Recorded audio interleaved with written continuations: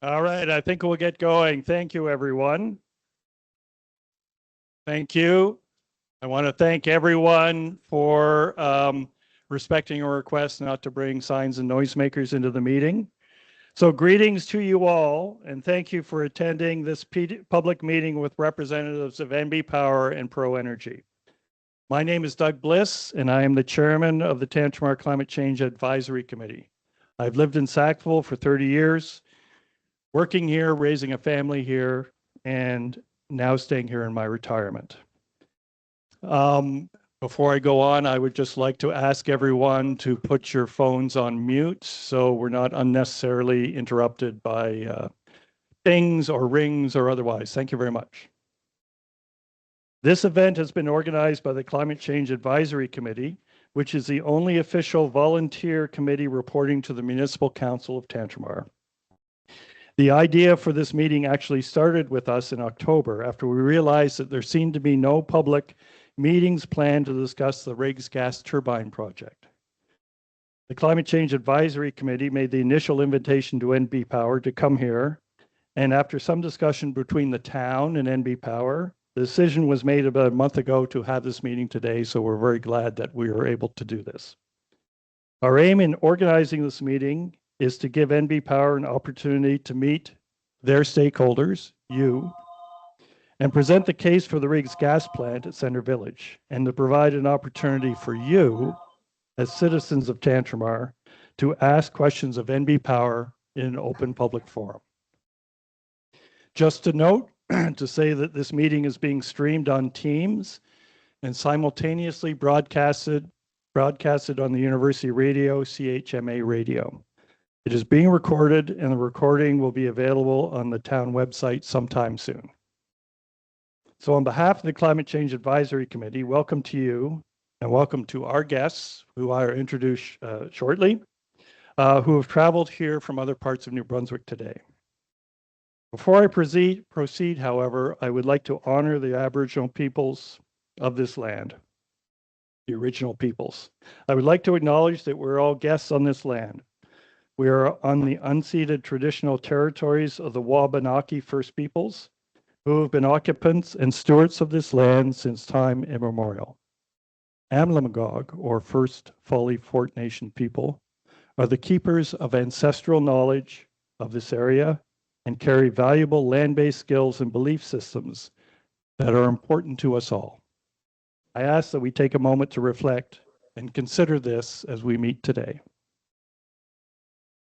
Let me now take some time to describe how this meeting will proceed. We will start with an up to 15-minute presentation from NB Power. After that, the Climate Change Committee will ask up to 4 questions of NB Power, which hopefully will concern some of your major concerns. After that, about 7:40, we will have an extended question and answer period extending to just beyond 9 o'clock tonight. If anyone is uncomfortable asking questions, we have provided at the door cards that you can write questions on and give to one of our volunteers. And they will be put up here with members of our team who will gather questions that are being sent in by teams in written response. At the end of this evening, I will ask NB Power to reflect on what they have heard this evening and to provide in their own words any commitments they might wish to make to you and next steps in engagement. We hope to close this session sometime between 9:15 and 9:25 tonight. I would like to take a moment to talk about the atmosphere in the meeting. As a moderator, my task is to have a meeting that allows the most number of people to ask questions of NB Power regarding the RIGS gas turbine project. To do this, we must all be respectful of each other and allow you to ask questions and allow our guests to answer without disruptions. I would ask each and every one of you to limit your clapping to perhaps polite applause as a matter of courtesy. Thank you very much. With that said, let's get on with things. Let me introduce our guests from NB Power and for Pro Energy this evening. At the front of the house is Brad Cody. He is the Chief Commercial Officer of MB Power with areas of responsibility that include business development. Oh, it's a very long list, Brad. I'm going to cut it off. You're the Chief Commercial Officer of MB Power. You hold a Bachelor of Engineering and Masters of Business Administration degrees from Memorial. So thank you, Brad, for being here. From Pro Energy and from MB Power, we have a number of resource people in the room who are available to ask questions if required, if they're ones that Brad would like to have other people respond to. So perhaps when I call your name, you can just perhaps just turn around and wave your hand or something. So first off the mark would be Jesse Purley, Director of First Nations and Indigenous Relations for MB Power. Stephen Cooper is a project manager for MB Power, responsible on this project. Matthew Gorman, and Jordan Russell, who's also with MB Power. Turning to Pro Energy, today in the room we have John McIsaac, the President of Pro Energy Global Solutions Canada, and for Landon Tesmer, Vice President of Commercial Operations. Just to make sure, have I got everyone on the team? Okay, thank you. Gentlemen, thanks to all of you for coming here today.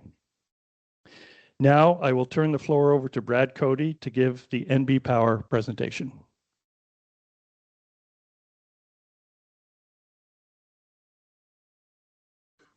Hope you can hear me. Yeah, okay.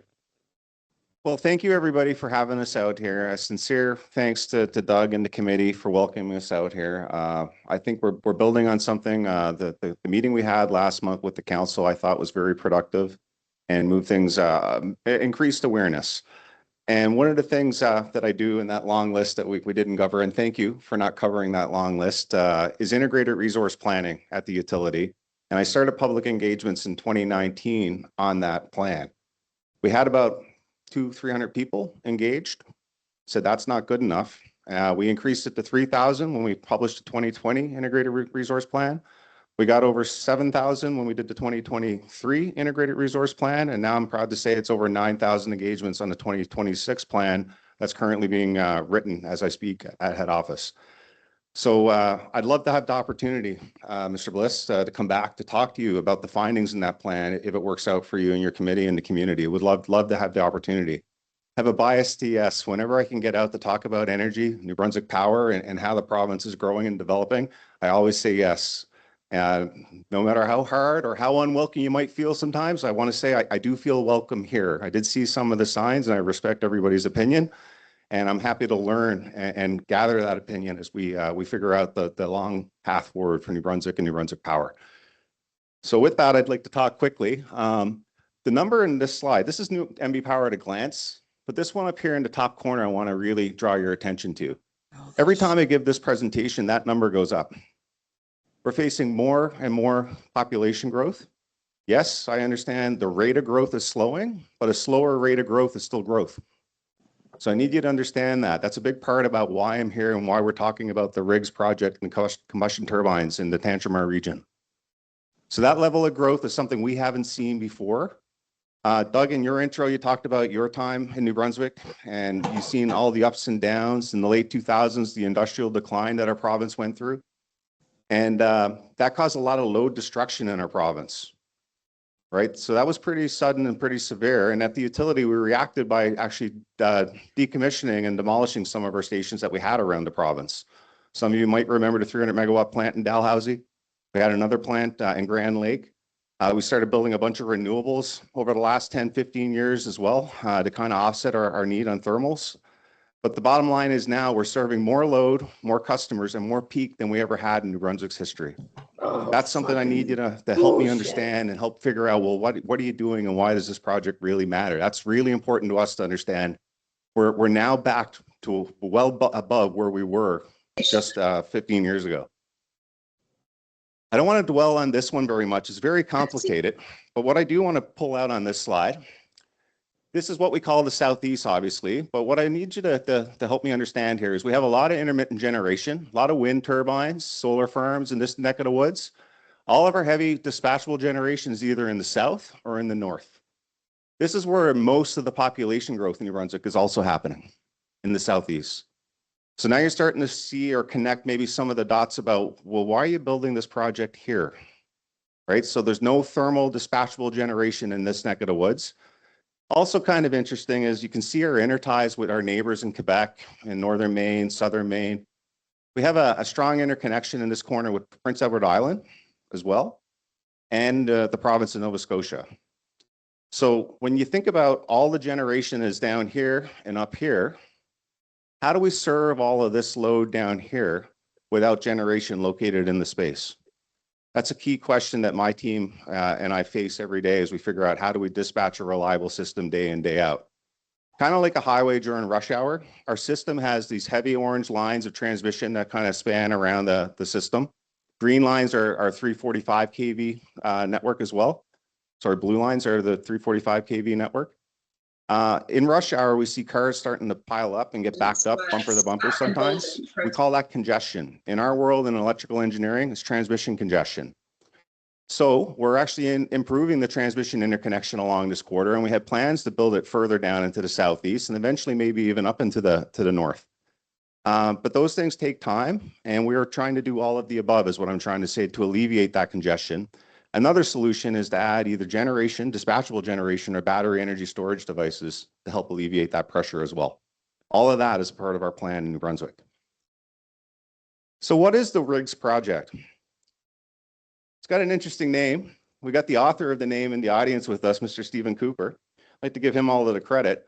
This project is more about renewable integration than it is about grid security, but it does both. And at the last meeting, I said it's a Swiss Army knife for our system. We don't have that flexibility today. Why is it renewable integration? Well, we actually in the last year signed more PPAs to actually triple the amount of wind that we have in our province. We have an active REOI, request for expressions of interest, out on the street right now for more battery storage. And we concluded one last year on renewable projects as well to say, can we find more renewable energy projects out there? Very happy to say we have a short list of projects that we're working with the government of Canada on to say, can we get those financed to go even beyond the tripling of renewable energy in our system? It's a big part of our plan. But that's what the renewable integration part is. It's the synchronous condensers. I know that word is not registering with many in the audience. It doesn't really have an impact on me either.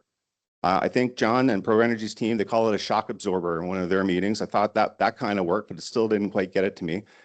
It's really around how do we make sure that the grid stays reliable and stable as we have these wind gusts passing and going by, or the sun goes up and down, or cloud cover comes in and out and all of that. That level of variability or intermittency that we see in our generation, it really causes the folks in the control center a lot of grief and stress. So we work on saying, how do we actually improve the reliability of the system by adding voltage into the neck of the woods that I showed you on that map? The synchronence is a way to absorb the disturbances that we see on the system to make sure that we don't have an issue that triggers a cascading outage. We saw one last year in Spain, for example. I don't know if anybody saw the headlines around that. Well, that's what happens when we have too much intermittent generation without that actual stability enhancing grid integration or renewable integration components with the synchronous condensers. So RIGS is as much about introducing renewables and decarbonizing New Brunswick as it may seem counterintuitive that, wait, you're building a fossil-fired unit in my neighborhood or in my town. That's the part that's really complex and interesting. It is actually a carbon negative project for New Brunswick. Today, to support that grid, what do? We fire heavy fuel oil and coal. With this project, we'll be able to burn natural gas, light oil in the days that we don't have access to the natural gas, and those are lower carbon emitting solutions than heavy fuel oil and coal. Of course, the dual fuel nature of the project also allows us to bring in biodiesel or hydrogen or renewable natural gas or whatever the other fuels may look like once they're available. We have a team right now actually looking at renewable natural gas to say, can we find a way to make this project renewable or at least carbon neutral in terms of the carbon it emits when it combusts?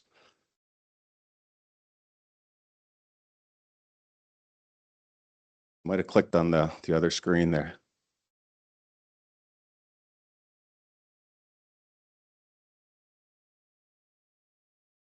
So why now? That's a key question that I also get all the time. You seem like you're rushing this project, Brad. We hadn't heard about it until all of a sudden you showed up. It's caught us by surprise. We're not impressed. I also saw a lot of news in PEI last week about why did you wait so long to tell us that you're running out of power over on the island? It's really hard in our world to find the right balance between being too early and too late with the communication around projects. I do take full responsibility of that. I would love to have been here last year talking about this project before it all caught you by surprise. The speed that this project has hit us is what we call in our world the velocity of a risk. And the other analogy about the highways, if I could go back there for a second, is when you're going, I don't know, 50 kilometers an hour down the road, you can see that road sign coming at you a long ways away. When you're going 110 down the highway, those signs come at you a lot faster. The amount of population growth that we saw in New Brunswick was that sign coming at us at 110 kilometers an hour. It caught us by surprise and we had to react quickly. We had an integrated resource plan. We knew what we needed to do, and it was the RIGS project that lined up the business. But yes, the things that we would like to do as best practice to get out and consult and communicate and engage early had to be compressed dramatically. I do apologize for not having the time to do that with you, and I'm trying to catch up, and I thank my team for showing up here tonight to help me with that. The reason why we're all here is to make sure each and every one of your questions are answered. Full transparency, have nothing to hide. I wanted to make sure that that's sincere. Mr. Bliss, if we do run out of time tonight on the Q&As, I would like to make sure we find more time to come back again to make sure each and every one of those questions are answered. Talked about the integrated resource plan a few times now. This is a famous chart that you will see in that document, the load and resource balance. The orange lines, that's our load profile. We can see one, modest growth. Sorry, I'm having a hard time keeping the volume here under control. This includes a tremendous amount of energy efficiency investments in New Brunswick. My team at NB Power, we're spending about $227 million this year in energy efficiency investments. We're going to avoid about 90 million kilowatt hours of consumption in this province because of those investments. That's about the same as taking 6,000 or 7,000 homes off the province, off the grid. That's quite a significant investment, and that's one of the key pillars that we're doing to respond to both load growth and the energy transition. The kilowatt hour we don't generate is obviously going to be the cheapest one that we don't need, and that's where we spend a lot of our time figuring out how not to have load growth in the province. The orange line, or the other one that slants upward, that's a high electrification scenario. There is a lot of load growth happening out there, and it's outpacing those energy efficiency investments.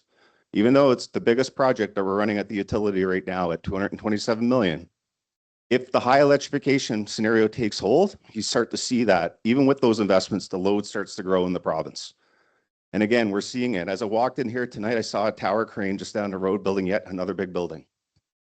That's what we're talking about with load growth. It's population, it's construction, it's new meters, it's new consumption. The gray bars in the background here, this is our generating resources. When you start to see gaps open up, like we see here in I guess the beige or the peach area, that's when we have a shortfall in generation that can't match demand. The utility system planner in me says that's a bad day when you can't make your demand. I lived through a blackout. Actually, Mr. McIsaac lived through a blackout in Newfoundland too in 2014 and 2013. Right? Bad things happen when we have those blackouts. It's a part of how we plan the system. We never want to see the day, but that's something that you have to be mindful of. How do we avoid those blackouts from happening? We actually plan to have one of these load shedding events or rotating blackouts, one every 10 days, 1 day every 10 years, sorry. And when it happens, systems fail, investigations ensue, people are very upset and distraught. It's not a good place to be. But it's projects like this, it's like the energy efficiency, it's like the battery energy storage that we're pursuing, it's like the new renewables that stays ahead of that curve to prevent those things from happening. So why combustion turbines? I asked myself the same question. Can't be serious. Trying to get the net zero. Why combustion turbines? It's the technology we're using is just like a jet engine. It can start and stop within minutes. It can go from 0 to 500 megawatts in about 6 minutes, if I'm right, Landon.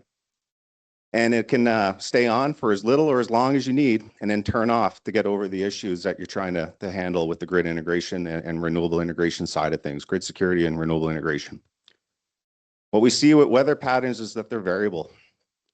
The forecast tonight could say it's going to be windy tomorrow. You're generally right. We can plan for that. But what happens if the wind doesn't show up for an hour or 2 hours later than planned?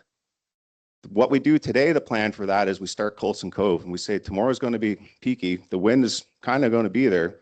We better make sure we're safe and let's start Coulson Cove. Coulson Cove is the largest kettle in New Brunswick.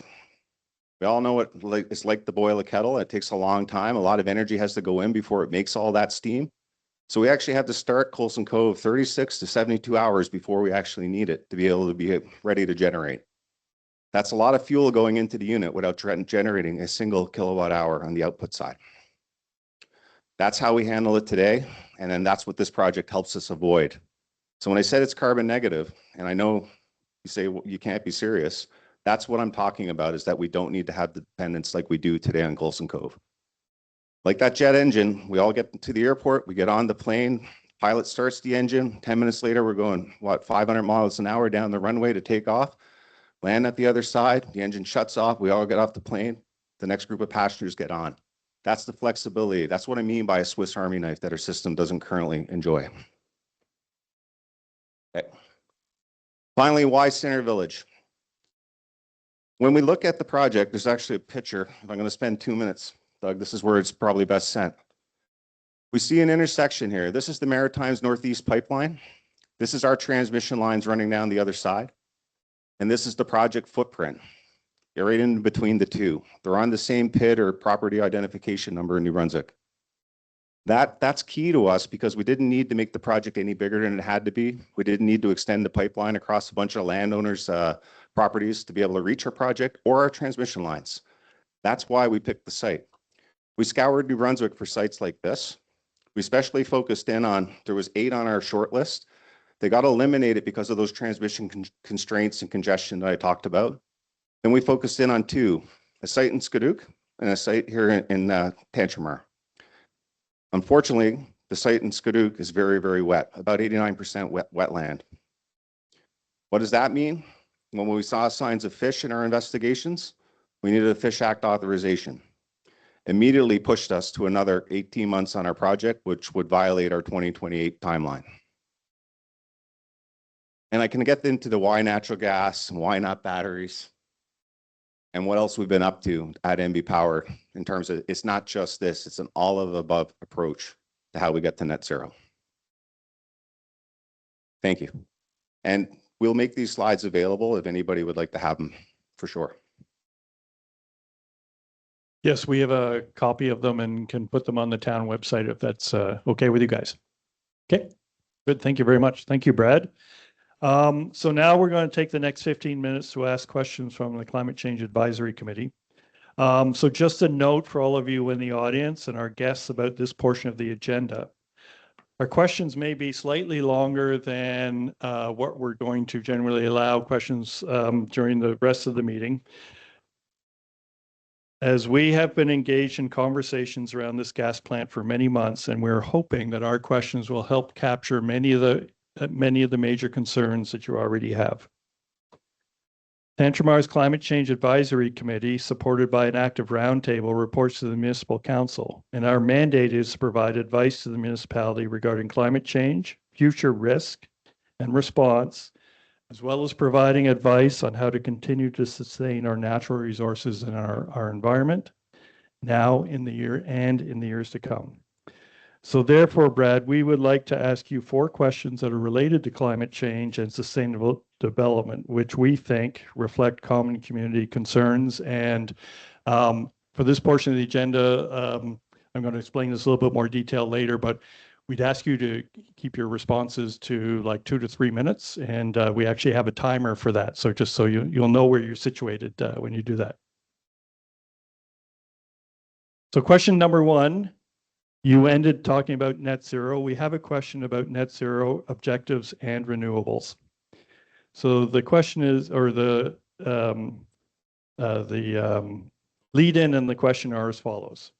The Canadian Net Zero Accountabilities Act defines net zero emissions as man-made emissions of greenhouse gases into the atmosphere that are balanced by man-made removal of greenhouse gases from the atmosphere. Our question is about terminology that is widely used in all of your documents, including your 2023 to 2035 strategic plan, your 2023 integrated resource plan. These documents repeatedly state that electricity supply is to be net zero by 2035. They also state that NB Power's mission is to accelerate a clean energy transition. So please explain to us what net zero means for NB Power. Also, given that it appears that small modular reactors, which are emphasized in your plans, may no longer be planned or to provide non-carbon emitting generation. And from our perspective, surely renewables must fill that gap. Please tell us in scale and timeline your plan for incorporating renewables, wind and solar, in providing a significant portion of the base load for New Brunswick.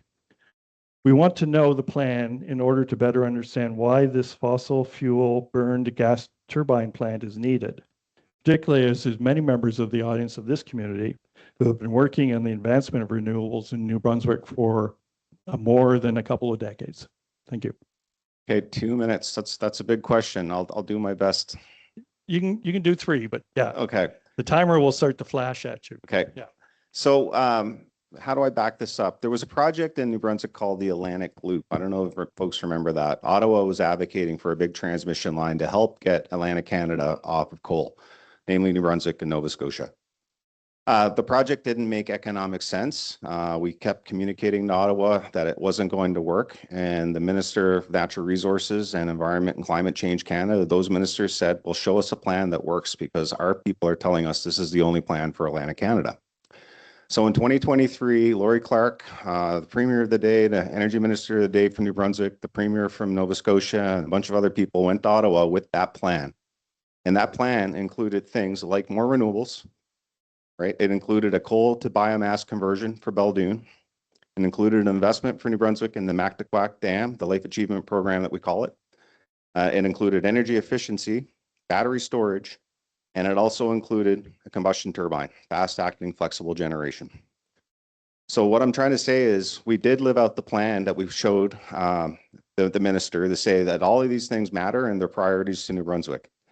We do see in 2023, we had an REOI, request for expressions of interest for more renewable energy. We were seeking 200 megawatts of wind and 20 megawatts of other sources. We actually did announce 725 megawatts of projects coming out of that. So we overachieved.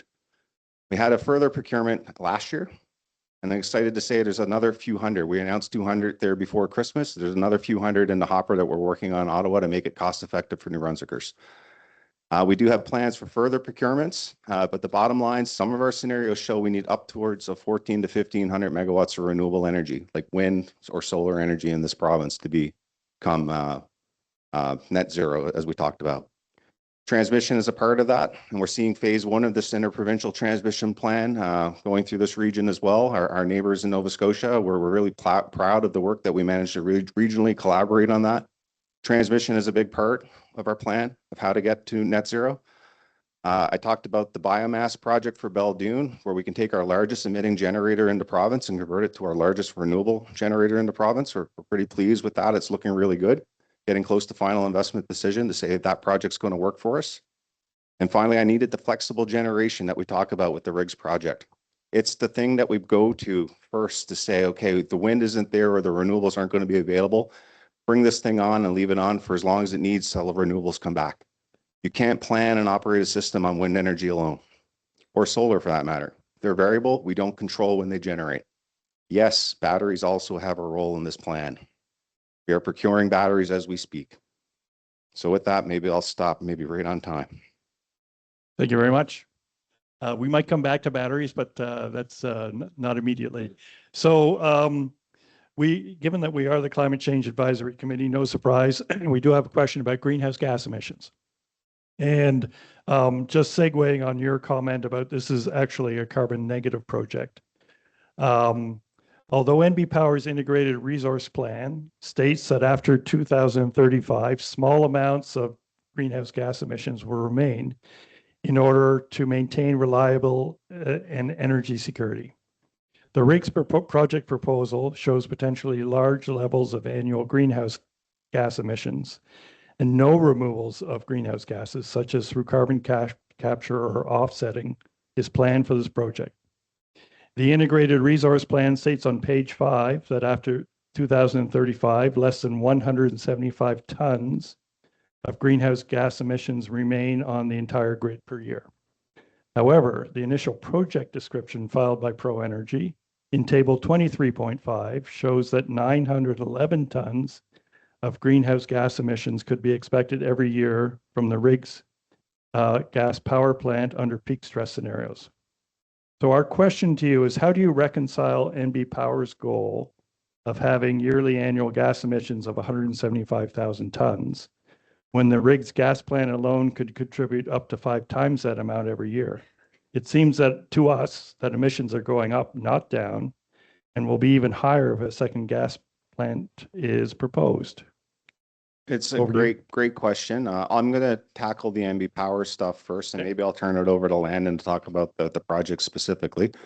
In New Brunswick, we've got we don't talk about it enough. It's our nature, it's our style, but we probably have more emissions reductions than any other utility in Canada. There is a chart I like to use. We thought about putting it in this. I had to know the question was coming. It would have been an easier decision. But it shows our profile and how much the emission profile for New Brunswick has changed in the last 20 years. We've kind of gotten it down now to a place that's kind of stable, and it really goes up and down depending on LaPro's performance. Point LaPro being our nuclear generator. When it's off, our emissions go up because, hey, we're burning a lot more heavy fuel oil and coal to account for that. When it's on, they hit another low point. We're bringing on more renewables, but I told you earlier, I had to start things like Coulson Cove, keep the system reliable in case the renewables are late or indifferent. So we actually end up having emissions in our system that we could have avoided if we had something more flexible that was there. So when I talk about net zero, we have to follow the guidance of Environment Climate Change Canada. They have a net zero regulation, the clean electricity regulation is what it's called. And the 2023 integrated resource plan was based on draft 1 of that regulation.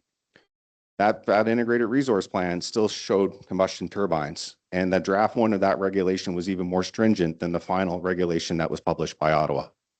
Given about half my time is expired by now, maybe I'll pass it over to Landon to talk about the emissions related directly to the project. While Landon's getting the microphone, while Landon's getting set up there, what I'd say is environmental impact assessments have to show how bad can things get, not exactly how we plan to use the units.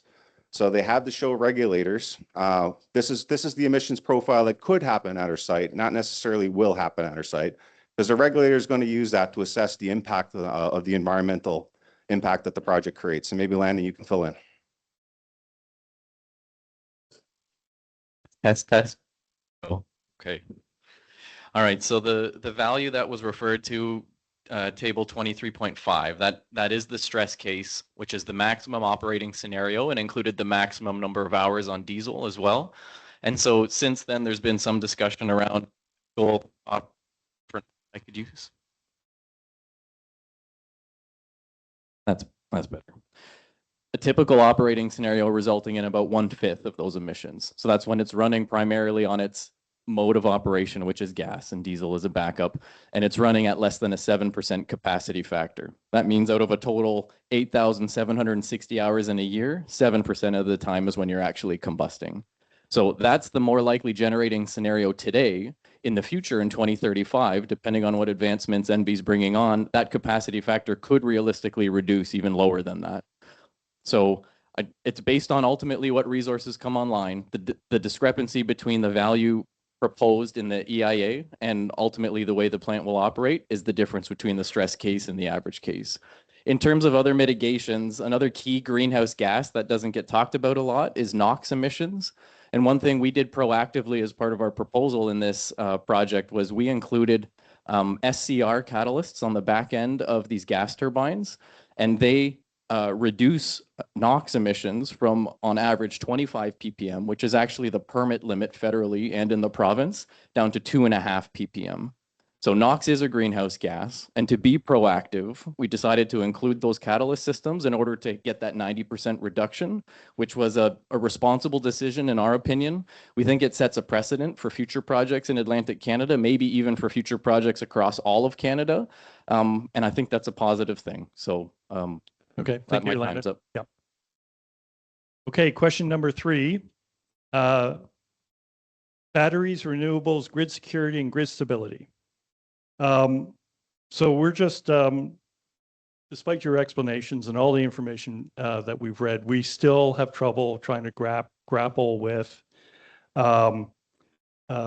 why other technologies aren't part of the proposal to get us to 2028. So could you please explain to us again why batteries cannot be used today to maintain grid security? Please explain why synchronous condensers cannot be installed independently to provide grid stability. And please explain why batteries and more renewables can't be incorporated into the grid on the same 2028 timeline that you're working towards. Yeah, no, that is a great question, and we are very eagerly pursuing battery technology. It does have a role in New Brunswick. The last integrated resource plan said they show up around 2035. We did do a solicitation in 2023. We saw the most cost-effective battery projects still added tremendous rate pressure for New Brunswick and wouldn't achieve what the RIGS project is designed to achieve. It was a 50 megawatt, 4-hour battery. We are soliciting today for an update on that because there's a lot of change happened in a couple of years. The prices of lithium and other chemicals went up and down. The interest rate pressures went up and down. Tariffs came up and down, like whatever mess that's in right now. So the bottom line is we do see batteries are a big part of our future. When we looked in 2024's calendar data, when you install a megawatt of wind or 100 megawatts of wind, what we saw is that it generates 40% of its nameplate capacity. So if it's a 100 megawatt project, about 40 megawatts or less 3/4 of the time. Then we said, how long is the spell between, like we get big high pressure systems in New Brunswick where there's almost no wind.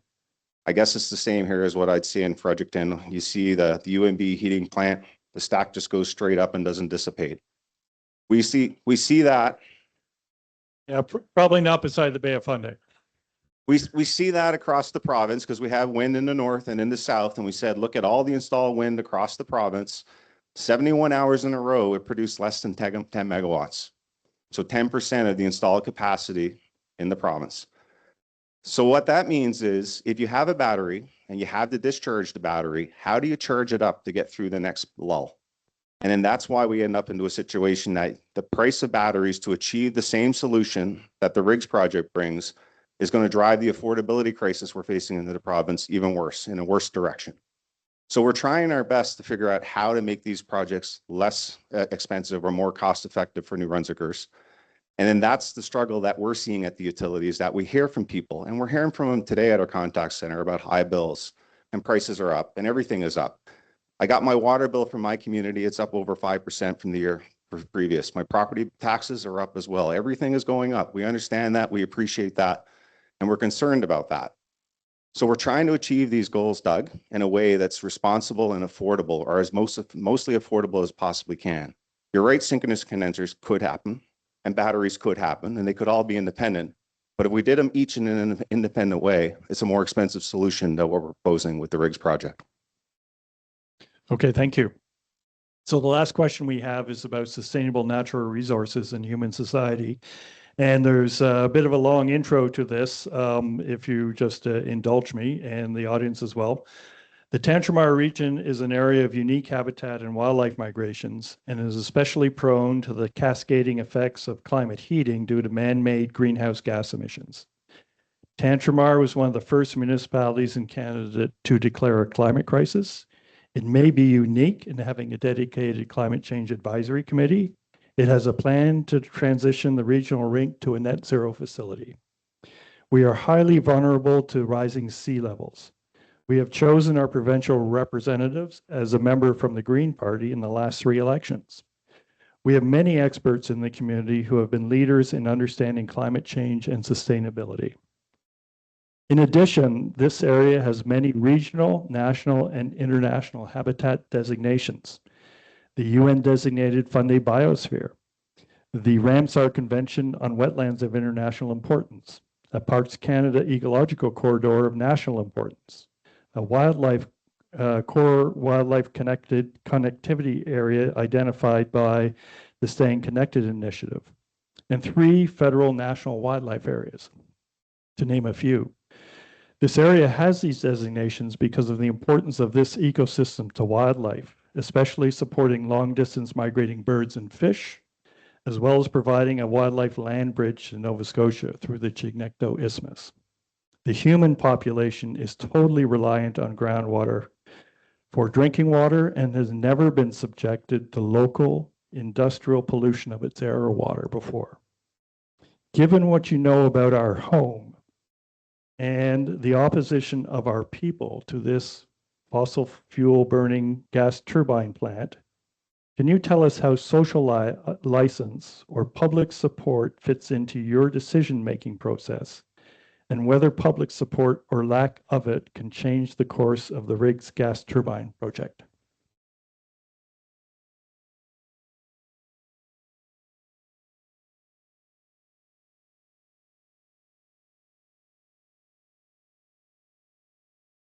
I really appreciate the question, and thank you for the applause because it's a hard one to answer, truthfully speaking. Of course, social license matters, and it's very, very important. Of course, we want to make sure that we engage and communicate and help people understand the project. It's absolutely vital. And we talk about our core values at New Brunswick. We've got 4, right? Safety at the heart, care for our team. So care for the folks that I see in the front row here with me. Care for our customers, right? So that's the social license piece that we're talking about. Care for the future. Those are all near and dear to our heart. That's how we make decisions at the utilities, is using those core values to help guide our decisions. It's impossible to build an energy project, whether it's a wind turbine, a solar farm, or a gas turbine, and except everybody is going to say, I love the project. I love the view plane. I love whatever is happening. So that's a reality of what we have to deal with. That doesn't change that these projects are incredibly meaningful to all of you in terms of the impact it has on your life and your community.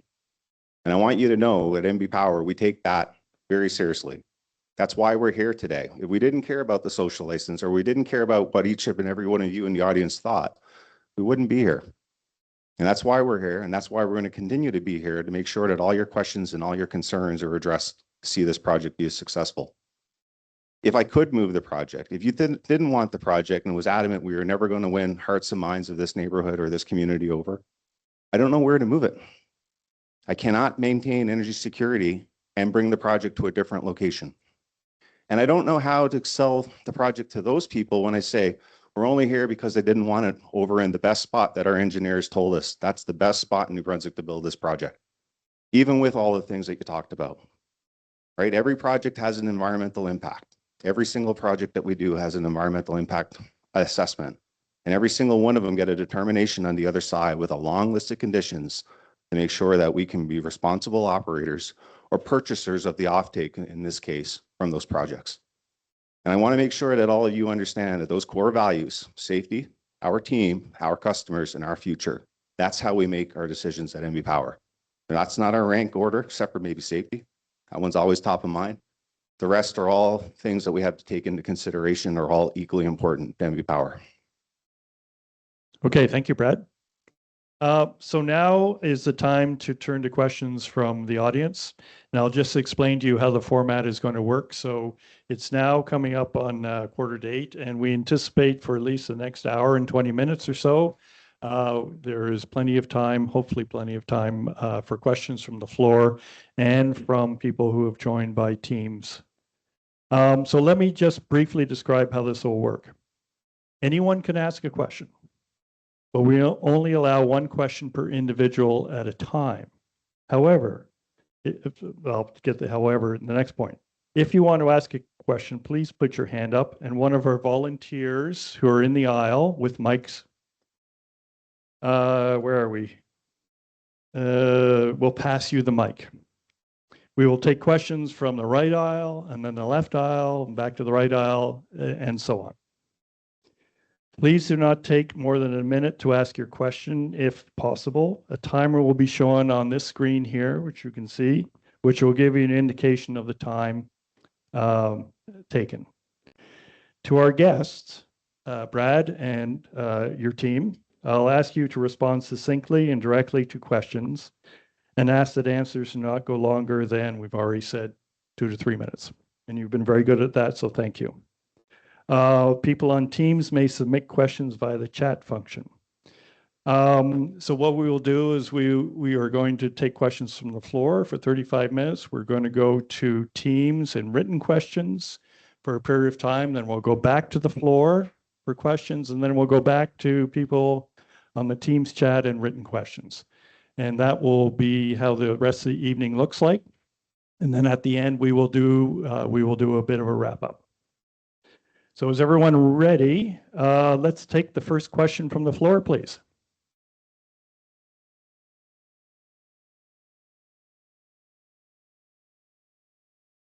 Good evening, everyone. This would apply to Mr. Cody, NB Power, or also Pro Energy. My name's Juliette Boomer. I'm here with my husband, Stephen. We live in Midget. We are very, very concerned, and we are very aggrieved with this whole process. This project has been fast-tracked. Everyone's been blindsided, including the government, including First Nations. What specific regulatory requirements and procedures were bypassed? And what is the justification for compromising a thorough review of this for the sake of speed? And I don't want to hear Swiss Army knife, velocity of risk, and risk mitigation in your answer. Thank you.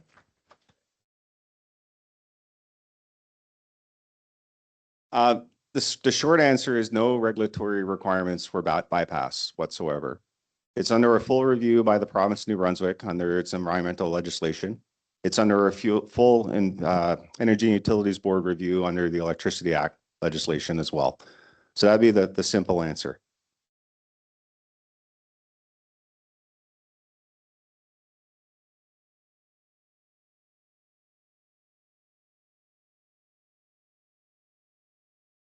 So I can say regulatory requirements. We're an interconnected utility. We talked about our system map and how we have neighbors. So we belong in a power pool called the Northeast Power Coordinating Council, NPCC. It's a sub-body from NERC. NERC is the North American Electric Reliability Corporation. And that corporation helps set reliability rules to help prevent things like the 2003 blackout that hit the Northeast. There was an event in Texas a little while ago. They had a big winter storm and ran out of power as well. And it's those types of events that engineers and the lawyers and everybody else gets involved to do the investigation, and regulators too, to say, how can we build stronger reliability rules to prevent these from happening?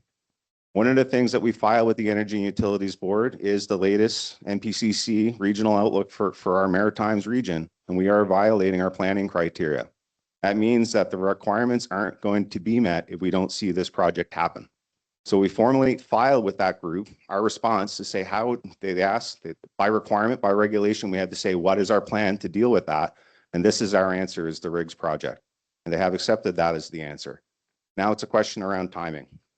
If we don't see this project materialize in 2028, the risks actually start to rise exponentially in terms of that risk of a rotating blackout or a load shedding event. Again, I'm not sharing this to scare anybody. That's why we're here. Those are the requirements. I just need to make sure that people understand that's what drives the regulatory requirements to do the project. And then the province of New Brunswick lays out a process to see the projects approved. Okay, thank you. We'll take a question from the right aisle, please. Hello, my name is Jean Nye. Can you hear me? So a little closer to the mic, Okay, Jean. my name is Jean Nye. I'm from Fort Folly First Nation. My question is not just for the group at the front, but for the whole group here as a whole. In this world, there are two kinds of people. There are people who live on the land, and there are people who are of the land. The people who live on the land see the land as a resource, something that they can harvest, something that they can use. People who are of the land see ourselves as connected to everything: rocks, trees, fish, birds, all the animals, all the plants. I want to know, what are you? Are you of the land or are you on the land?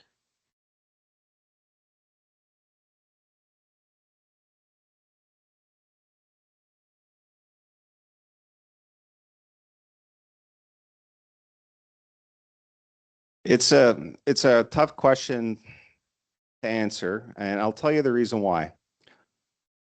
I'd like to spend a lot of time in the wilderness in New Brunswick. I like to take my family out there. I like to enjoy it. I like to enjoy your community. I like to visit. I spent my summer holidays touring parts of New Brunswick I'd never been to before. That's how I like to spend my time. I like to understand the people. I like to understand the places, to look at the beautiful vistas, hillsides, coastlines, everything that we have in this province to enjoy. We are the Pitcher province. And yet I work for an energy utility. And it does create tension, and it does create value tension personally to say, how do you work for an energy company if you actually care about the land you work in? It's a really, really good question. I have two young kids, two young daughters, and I'm trying to say, how do we make this place better for them when we pass them on? But yet I'm here in front of you talking about a gas turbine project. And I do understand the dilemma it creates. And believe me, it's a hard thing to wrestle. I lived through a blackout event. 3 people died in that event because they were trying to protect their families and coming up with alternative heating sources for their homes. We had a lineman killed in that event as well as they were trying to restore power. That's the other side of the reality of this. We need to make sure that we have a safe system for people to enjoy so that they can live their lives comfortably in New Brunswick. Their homes, their business can be heated, the economy can move on. Yet I still like to go out into the wilderness. So if you ask me what kind of a person I am, I guess I'm on the fence, aren't I? I'm on both sides of that coin, and that's not a fair answer to you.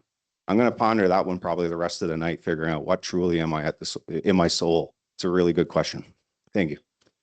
Thank you, Brad. We'll go over to the left aisle now, please.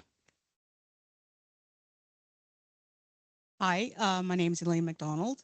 I've got kind of one question, but it's got 2 parts, and it's mostly for Pro Energy. The first part is you mentioned MB Power mentioned that the power outage that went down in Texas. I want to know if Pro Energy was part and parcel of what happened down there, and I'd also like to know why MB Power chose Pro Energy, and without using the excuse of they were the cheapest to go with. Why did you not go into a Canadian focused, Canadian homegrown like energy helper producer? Why are we with the US, especially considering the situation going on with the US right now? Yeah, no, that.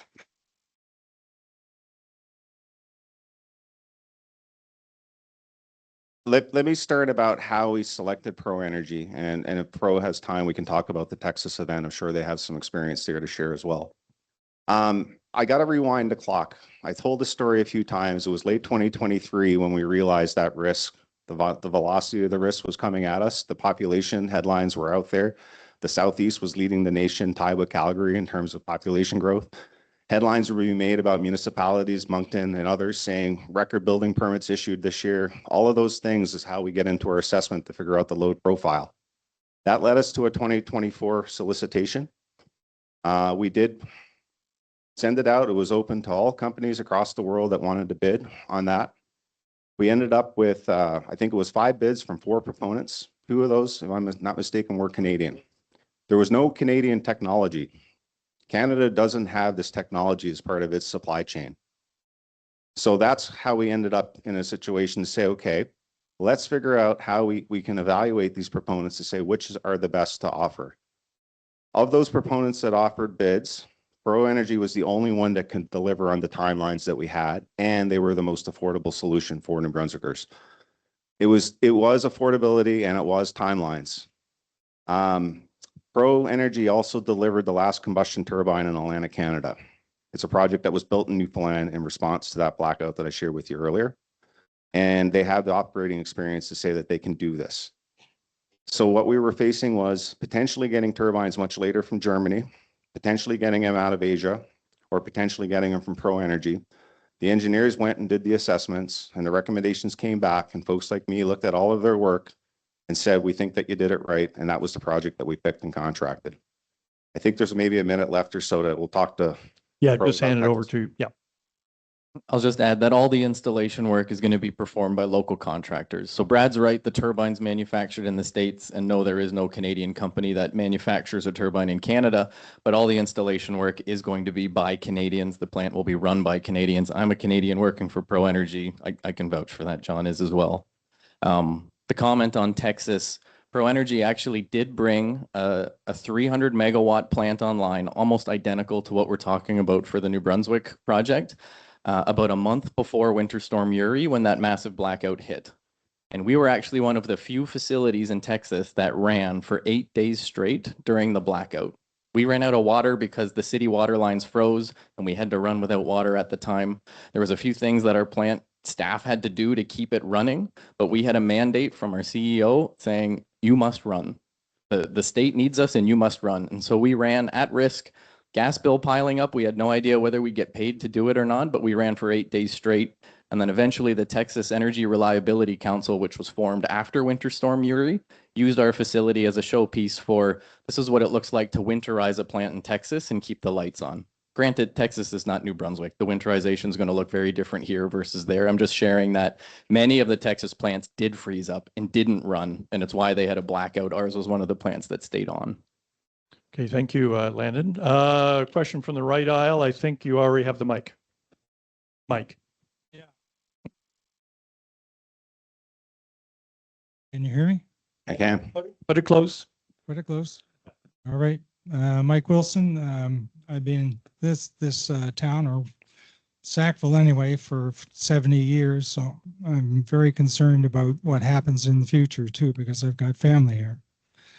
But okay, I gotta pretty well kiss this thing. Okay. Okay, I'll do that. Yeah, so it's important in this town. Atlantic Industries has got about 50 people and their families living in this town. So what happens is important to me. The gas plant, it must meet the requirements of the environmental impact study, especially for protecting the air, protecting the water quality, and minimizing the noise of the operation. And quite frankly, it's important for me and the folks that live a lot closer than I do. I'm about 10 miles away. The disruption to the neighbors must be minimized. MB Power must be allowed as well to provide a strong and resilient supply of electricity in a timely fashion. Excuse me, Mike, do you have a question? I got it. Yeah. What are the benefits to this town and its citizens, new tax revenue, and support for green energy projects? Yeah, it's one of the things that we haven't been talking enough about is there are benefits related to the project. It's not all downsides. All right. So if you build roughly $1 billion, I'm not sure, we're not the builders of the project, but $1 billion piece of infrastructure in your town. And as Landon indicated, there's going to be Canadian workers working at that facility, likely living close to your town, if not in your town. There's going to be maintenance requirements. There's going to be restaurant activities. There's going to be induced economic activity just because that facility exists. It's also going to have, I guess, a tax base. So we talked about the PID, right? So everybody in New Brunswick has a tax assessment related to that PID and the value of the infrastructure that's on that PID. That's something that the provincial government does, and that's a conversation that the town likely will be having with the province to say, how do we get those tax revenues back into our town to invest in other things, whether it's roads, highways, schools, parks, things that people like to enjoy in this beautiful place. So that's the one benefit that I'd say is that there's going to be induced benefits directly related to this project because it exists in this town. And then there's going to be other benefits like the tax revenues that is going to be a part of a future conversation between the town and the province to say, hey, where's our share of that tax revenue because of this project? How do we get that back into this town? It's not an MB Power thing. It's not a Pro Energy thing. That's a thing that the mayor and the council of Sackville are going to, or Tantramar rather, are going to have with the provincial government to say, how do we see our benefits from this project? So we are working on that to say what is the value of that. I don't have it today. It's not like it's an MB Power thing, like I said, but I am talking to experts to say, can you help me give me an estimate around what those benefits could look like? But it'd be an awful shame to assume that there are no benefits because of $1 billion piece of infrastructure built in this region. It's just nonsensical to think there won't be any economic spinoffs or benefits induced because of that. Again, the facility will be there. There'll be workers living there. There'll be construction workers, momentarily as it gets constructed, and then permanently workers and then maintenance crews coming in from time to time to keep it working and working right. So a lot of benefits will come, and I wish I had a more precise answer on exactly what's the dollar sign related to that, but I promise I will have it and we'll share it when we do. Okay, thank you. We'll take questions from that. I think Kent had his hand up for a while. So if you could just pass it to Kent first. And I note that there's 2 other people who want to ask from this aisle as well. Probably 3 now. Okay.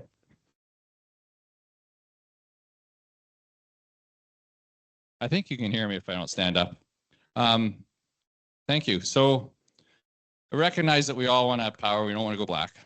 Recognize you're in a really difficult position of trying to stabilize the grid. And I also accept that a gas turbine generator set is probably cheaper and provides less emissions than a steam generator set. So one thing that I haven't been clear than was talked about earlier is, could you describe the impact on water use of that gas turbine generator set? And there was also talked about a synchronous condenser. I'm not sure if that's in the plan for this site, but also the water use in that. Thank you. I'm going to go to our experts to talk about the water use of their project. So water is only consumed at the facility. Yeah, Langdon, would you mind standing up if this is going to be the primary answer? Okay, thank you. I don't mind. Water is only consumed at the facility when we're generating electricity. So Brad mentioned synchronous condense capability. I'm going to mention it again. 85% of the year, the generators will spin just because it's energized from the grid. That provides the inertia and that stability Brad was talking about. No water is consumed during that time. The 7% of the year when we're called upon to dispatch and actually burn natural gas to create electricity, that's when we consume water. And so on average, if you use the 5 to 7% capacity factor, if you look at that as an aggregate facility, it works out to 310 cubic meters of water per day over the course of a year. And so, yes, the facility consumes water. It's demineralized water that we produce. We clean up well water in order to produce it. It's used to reduce NOx emissions, and it's used to increase power if we need a boost when called upon to do it. Could I ask a very quick follow-up question? Very quick. So you said the water's coming from groundwater, and where is it going? You're treating it and putting it somewhere?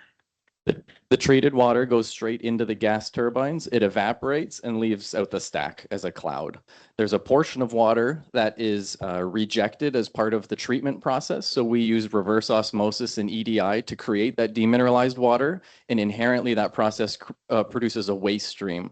What that waste stream is, it's cycled up in concentration well water. So if your well water has a certain amount of nickel in it, iron in it, whatever the case may be, it gets cycled up and rejected. And when it's rejected, that's the portion of the project which is actually still under review by the EIA. And unfortunately, the timing of tonight's meeting, I don't have anything new to share on that front. We're in the middle of doing the well tests at the moment. The result of the well tests will show us 2 things: how much water is available and what the purity of the water is.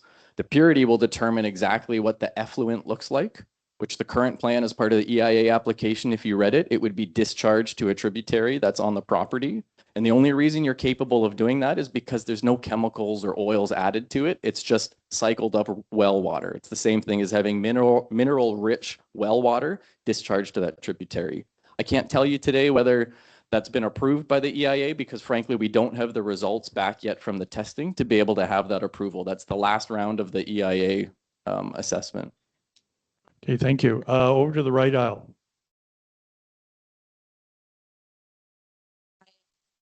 Terry Jones. You guys all know me. You see me at every meeting and I talk at every meeting and I ask the same question at every meeting and I don't get an answer. The water, we've just started the topic. It is going to be heavy mineralized. It's going onto the ground, which is 10 meters above my house. Oh, for anybody who doesn't know me, I live adjacent to this plant. I'm going to get every bit of issue that can be brought about. Air, water, noise, light, transportation, traffic, road damage, the whole shoot match. What I'm asking is, will somebody make a stand, either Pro Energy, NB Power, and say, hey, lady, when your well goes bad or goes empty, we're going to supply the water so you can keep your house. Yeah, they're going to get tax dollars from you. They're going to get tax dollars from me. My tax dollars will stay the same, but my property value will go down. I can't sell a place with no water. And right now, I've been there 33 years. You go to find the wilderness to visit. I live in the wilderness. I'm surrounded by wildlife and animals and birds. I see them every day, and I'm watching them leave when the road was being built. They just came back, and now there's light plants up there.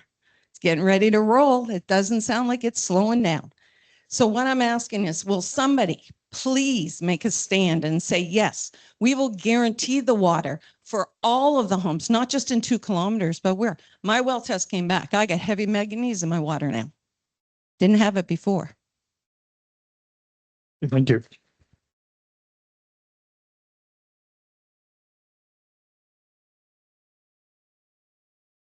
I will guarantee we will look after your well water.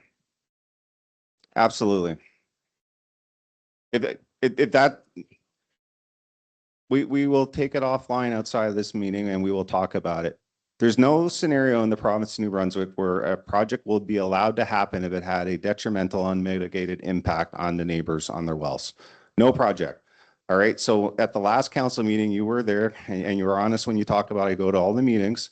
I said, every project has an impact on the environment. This project will have an impact on the water table. It's just common sense. We're going to drill a well, or they're going to drill a well and draw water from that. So we understand that. The regulators are assessing all the scientific information, understand, is that drawing going to be too much of a burden for the water that's available in the neighborhood or in that region?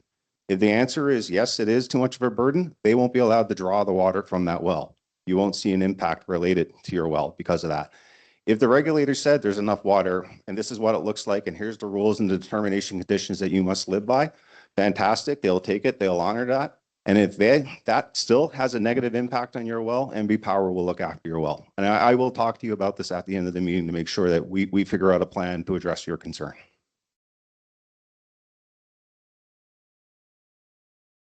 Yes, hold on.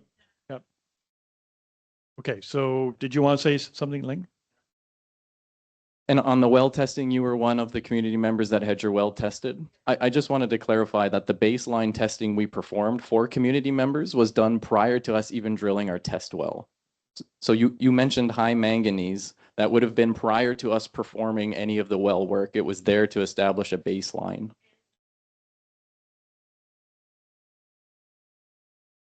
So it would be news to me if construction of a road or clearing trees for a road could impact well water. I think we would have to ask an expert if they think surface work like that could ultimately impact an aquifer.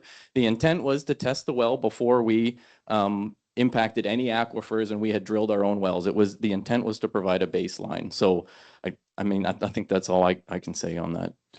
Okay.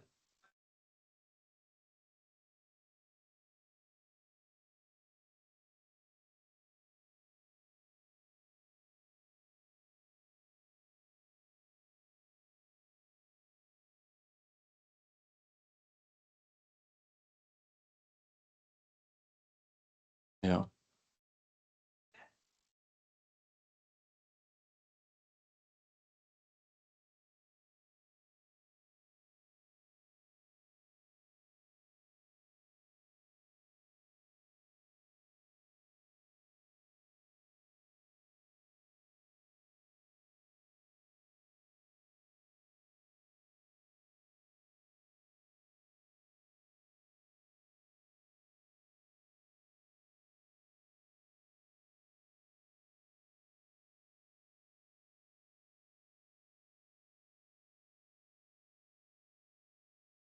Yeah. Oh, all right.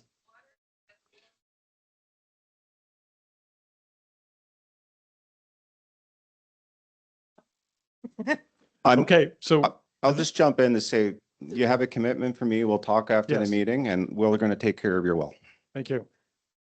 Yeah, we'll Yes. take it and we'll Yes, Okay, the we're answer gonna is go to yes. This aisle over here, please. I think, yes, woman in the purple, man back there, and then Penny. Hi there. I think it's really clear that there's a cascade of issues that are all interconnected that we all know about, and we reject this fully. Like, we do not want it. It just 100% do not want this project.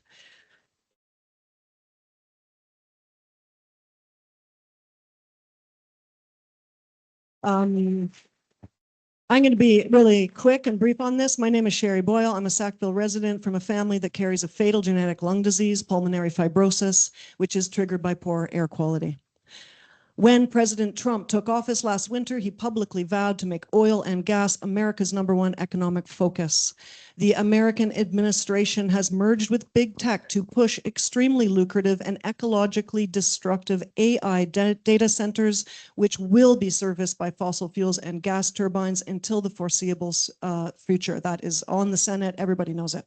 Recent reporting by CBC shows that a proposed data center in Laurenville, St. John could require almost half the electricity the Tantramar plant is meant to supply. This is not a surge for us people. This is a surge for AI. This past November, a St. John's Telegraph Question, please. headline reported that main AI data center was to be powered by the surplus NB Energy, and that NB Power wants wiggle room for their added AI data centers. Not 2 weeks ago, America Could you invaded. please ask a I'm question? doing it. I'm doing it. It's really important. This is for everybody. This is the geopolitical of the world. Okay, this is 1 minute for the world. Not 2 weeks ago, America invaded Venezuela to openly steal their oil, breaking the same international rule of law that is the only thing protecting Canada from being a future victim of this exact same kind of invasion. Okay? NB Power has signed a 25-year contract with an American fossil fuel company to build a dangerous and environmentally destructive power plant on our precious land with our precious citizen dollars to buy 25 years of American frack gas with no annual price caps, all from a country that is actively threatening to annex Canada.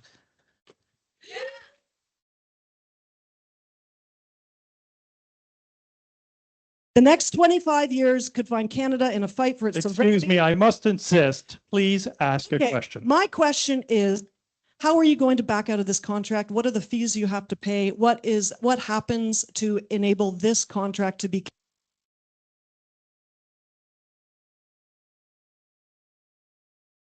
So there is no avenue to cancel the contract unless it's not approved by an environmental regulator, the province of New Brunswick in this case, or the Energy and Utilities Board of New Brunswick.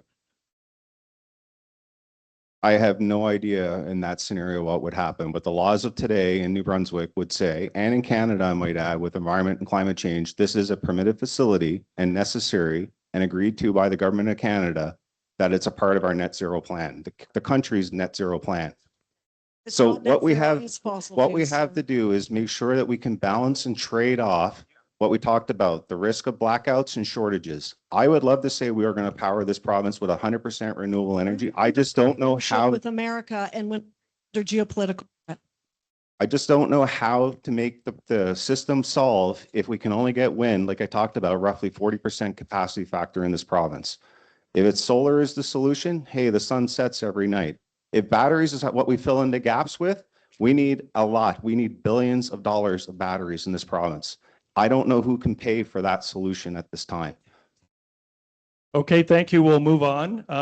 We have a question here. Woody, who's got the mic? Oh, sorry, it's over to Peter first. Yeah, right here. It's on. I've got a really simple question. I've got a simple question. I think it's Closer. political.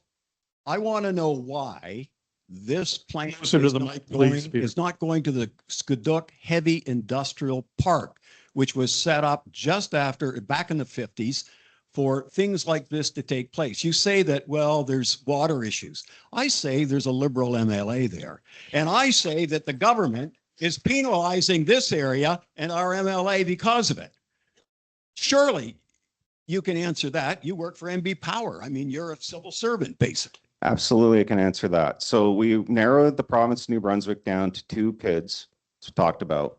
One PID is the site that we have in Center Village that we all know about, and I won't elaborate any further on that. The other PID is in the Skiduk Industrial Park. It also has an intersection of the Maritimes Northeast Natural Gas Pipeline and NB Power transmission infrastructure. The piece of land that we acquired in the Skiduk Industrial Park is about 89% wetland. When project was announced, other people with other concerns were calling me saying, hey, what about the wetland compensation? A lot of ducks and other birds and whatnot visit that wetland. What are you going to do about that? And I said, we will take care of that as well. What we ran into, though, is when our environmental consultants were walking around that property in those wetlands, they found fish life. We call it wildlife under the regulations, and that meant we needed a Fish Act authorization to develop the Skiduk site. So that would have introduced about an 18-month-long delay, which would have eliminated our ability to deliver this project to protect the province's energy security. That's what raises that risk that I talked about of the load shedding and rotating blackouts. Therefore, we had to eliminate that site at this time to move it to Center Village. My team is continuing to look at Skiduk because we do have a second recommendation out there. The province continues to grow. There will be other energy shortages. The next IRP is going to predict when those would happen, and we need to be ready with that 18-month delay included in the project plan. So this project will be in Center Village, assuming it achieves all the regulatory approvals that we talked about earlier. The next project will likely be in Skiduk. If it wasn't for the Fish Act authorization, we likely would have picked the Skiduk site. Okay, thank you. Could we go, that gentleman, I think, oh, next, okay. Thank you. The natural gas you're talking about is largely frack gassed. And you claim that this is a transition fuel or a bridge fuel to renewables. Have you not heard that this claim has now been refuted by scientists, regulators, investors, and lenders who consider investing in gas risky business? Their concerns are especially pronounced for long-term capital investments with infrastructure long payback periods. Well, I think this gas plant really fits the bill with over $1 billion and a 25-year contract when renewables are changing almost every day. What I can say is we are committed to finding renewable fuels for this project. The dual fuel nature, the fact that it can burn both gas and liquid fuels is important to us because it maximizes our opportunity to find renewable fuels. Have you not heard about that investment? That's my question, is about the transition and calling it a bridge fuel and a transition fuel. Working for Pro Energy, I can speak to the demand we see. 2025, the industry sold more gas turbines than it ever has. And so I hear what you're saying in terms of scientists saying it's not a bridge. The industry begs to differ, and more gas turbines were sold last year, primarily for grid firming applications. So every utility I meet with on a weekly basis across all of North America is in a similar situation. They all have renewables as part of their plan. They all have batteries as part of the plan, and they all have a small component, which is gas turbines, as part of their plan. So I hear what you're saying, but at the same time, the banks and the investments actually say the opposite. And the gas turbine industry had the best year it's ever had in 2025. In other countries in the world too, other than North America? I'm glad you asked. A great example and a test case for that is Germany. And so Germany, I think, was an excellent example of a nation that pursued renewable energy with a vigor and a speed that probably no other country did for a very long time, almost 2 decades. Last year, Germany released a request for proposals for 8 gigawatts worth of gas turbine technology. And in order to participate in that RFP, you have to say that the gas turbine is capable of running on hydrogen at some point, which most gas turbines are. But 8 gigawatts is 16 to 20 times the size of this particular plant. And Germany's being forced to do this because of the number of renewables that they've built. And they're left with a situation where they don't have grid security anymore. So I think Germany is a perfect example of a country that's saying, we tried to do the right thing, and now gas turbines will play a portion of their plans in the future, 8 gigawatts worth. Okay, thank you. So we're going to move on to the right-hand aisle now. And I think we have a question from Mr. Hicks. Timothy Hicks. So great job on the presentation. There was a lot of really good information there. I'll kiss the mic here closely so everybody can hear me. And you know, you're a great speaker. and you've presented a lot of information. It's been really well done, and it's really answered a lot of questions. But I think you have to recognize that NB Power does not have the trust of the people.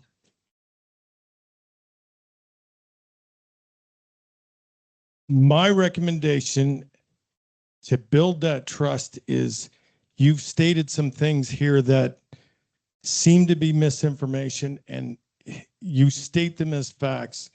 So we really need to see some proof. If you could really help us by providing the information on the evaluation you did around Canada to find a contractor that could provide the combustion engines. That's one thing that I think you need to back up with real information and real proof. Another item is you talked about you've met all the regulations. I'd like to see proof on that, because everything I've heard is you've short-circuited regulations to choose this site. And that's why you've chosen this site, is because you were able to short-circuit those regulations. So can you provide some proof in that area? I absolutely can. I'm going to start by answering this question, and I'm going to ask Doug for a favor at the end of this answer. We will be at the Energy and Utility Board for the first week of February in Moncton for a hearing. It's at the Delta downtown is where the location would be. It's an open hearing. Each and every one of you could participate in that hearing if you choose. You can attend, you can watch it online, you can hear all the information and all the evidence unfold. They have a website. We'd be happy to provide the link to the website and the matter number that you can see the body of evidence that we've already provided to the Energy and Utilities Board for that. There's another website on the province's website under the environmental registration, where Landon and his team and Mr. McIsaac, John McIsaac, had put all of their information pertaining to the TRC or the Technical Review Committee, all of their questions, all of the studies to back up their answers, and all of that scientific evidence is up on that website. What I'm going to ask is that we share those links with the audience. We'll ask the town to put it on their website. We'll figure out a way to get you that information. And what I will commit to is, if there's still gaps and you feel that some of the information hasn't improved, I'll commit to you to say, please send me your questions. We'll sit down and talk about it, or I'll provide you the evidence some other way, whatever way is convenient for you. That's back to the trust question. That's why we're here. We understand that. We understand that this is a hard thing that's happening to the community, but it's showing up in tough meetings like this. I think that's a part of how you build those relationships. I have nothing to hide. I work for the province. I live in the province. I don't have to please shareholders or investors. I have to please all of you in terms of how we do our work at the utility. And I'm prepared to roll up my sleeves and dig in to do that work. I just need some help to say, what questions do you have and what information do you need? And I'll be happy to figure out how do I answer those questions. That's the commitment I'll leave you with here tonight.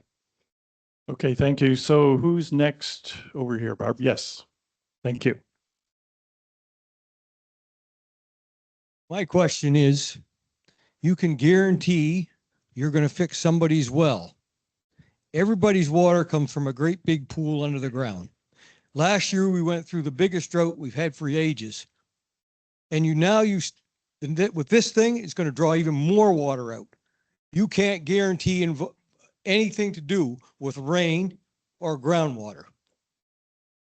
And as I understand this, it's going to be a lot of groundwater, because if everything's growing and you're going to need more and more power, how can you only run it for 7% of the time? Got a whole bunch to say, but that's that. No, I appreciate that. We are going to solve New Brunswick's energy needs leaning primarily on renewables. But we know that the sun sets and the wind doesn't always blow, and that's what leads us to the 7% of time. All right, so I can show you the math and the science behind that if you want that information as well. Happy to sit down and show. We have sophisticated computer models that analyze all of the periods in New Brunswick and say, how would we economically dispatch our system to meet all of our reliability constraints and all of our load demands for all of you and all of our customers across New Brunswick.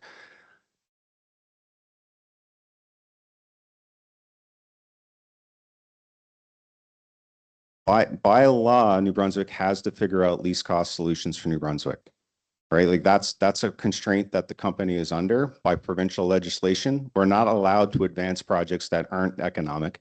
And that's why the Energy and Utilities Board is studying this project right now to determine, is it a prudent investment, a prudent use of New Brunswickers' money to make it happen? On the groundwater situation, there's a lot of science going into the evaluation of what water is there, what does it look like, as Landon indicated, how pure is it and what quantities are available. And the regulators are keenly interested in understanding that science. They'll take that information and use it to figure out what, if any, conditions they have to put on the facility if it's going to be successful. And then it will be on the proponent to say, do those conditions make sense to them to continue on with the project or not? So we're going to have to leave it to the scientists and the regulators on that one. And my commitment over here, and it's a standing commitment, is even after all of those determinations happen, if this project is real and it gets approved and it gets built, if we still see unforeseen issues around those wells, we will step in. We've done it in the past at other facilities. We will step in to make sure that we don't cause undue harm to anybody living around that facility. That's the commitment. I'm going to have to leave it to experts to figure out the how. It's hard for me to give an absolute answer. Maybe we'll bring in water. Maybe we'll bring in bottled water. I don't know the solution. They're all things that we need to understand what the problem is that we're trying to solve before I can tell you what the solution is. I don't know what the problem is, so it's hard for me to stand in front of all of you to say, this is what we will do to make it right. But that's where we're going to have those dialogues to say, what is the problem and how do we solve it? And are you happy with the solution that's being proposed? Okay.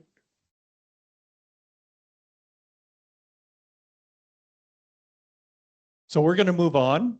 So you can hold that as a question. So we're going to have one more question from the floor, and then we're going to go to Teams questions and written questions for 15 minutes, and we'll go over to Debbie. And then we'll be back here. We're trying to keep track of people with their arms up. Thank you. Thank you very much for coming. Debbie Wiggins-Caldwell. My concern is around the environmental studies, especially since Premier Holt, shall we say, loosened the reins or the studies to further put infrastructure in place. So my concern is the environmental studies. I don't want a quick, especially since the NB New Brunswick Premier loosened the reins on the studies. So what's your thought on that? I'll maybe start and pass it back to Pro Energy as the project proponent, because they're going through the environmental impact study. NB Power does a lot of work, right? Like, we're an energy company. We have a lot of infrastructure. We're building a lot of assets across New Brunswick. We're partnering with wind developers, solar developers. We're interested in finding battery solutions as well. All of those projects have to follow a defined process by the environmental department, EIA branch, environmental impact assessment branch of the environment department here in the province. They lay out the rules, they lay out the information that's required. There's something called a technical review committee. That's where all the experts are gathered to be able to assess the impact that the project will have on the environment. And they make sure they say, these are the studies or the questions that we need to have answered to arrive at our answer to say if this project is permitted. Those TRCs go out and the proponents then need to answer those questions. And a lot of those answers are involving engineering and environmental studies to understand the impact of the project. That's generally how it happens. I'd be happy if Landon specifically wants to talk about what they're doing on their environmental assessment right now. You're in round 3, I believe, of 5. So I'm happy to speak to it. There's no shortcuts in this space.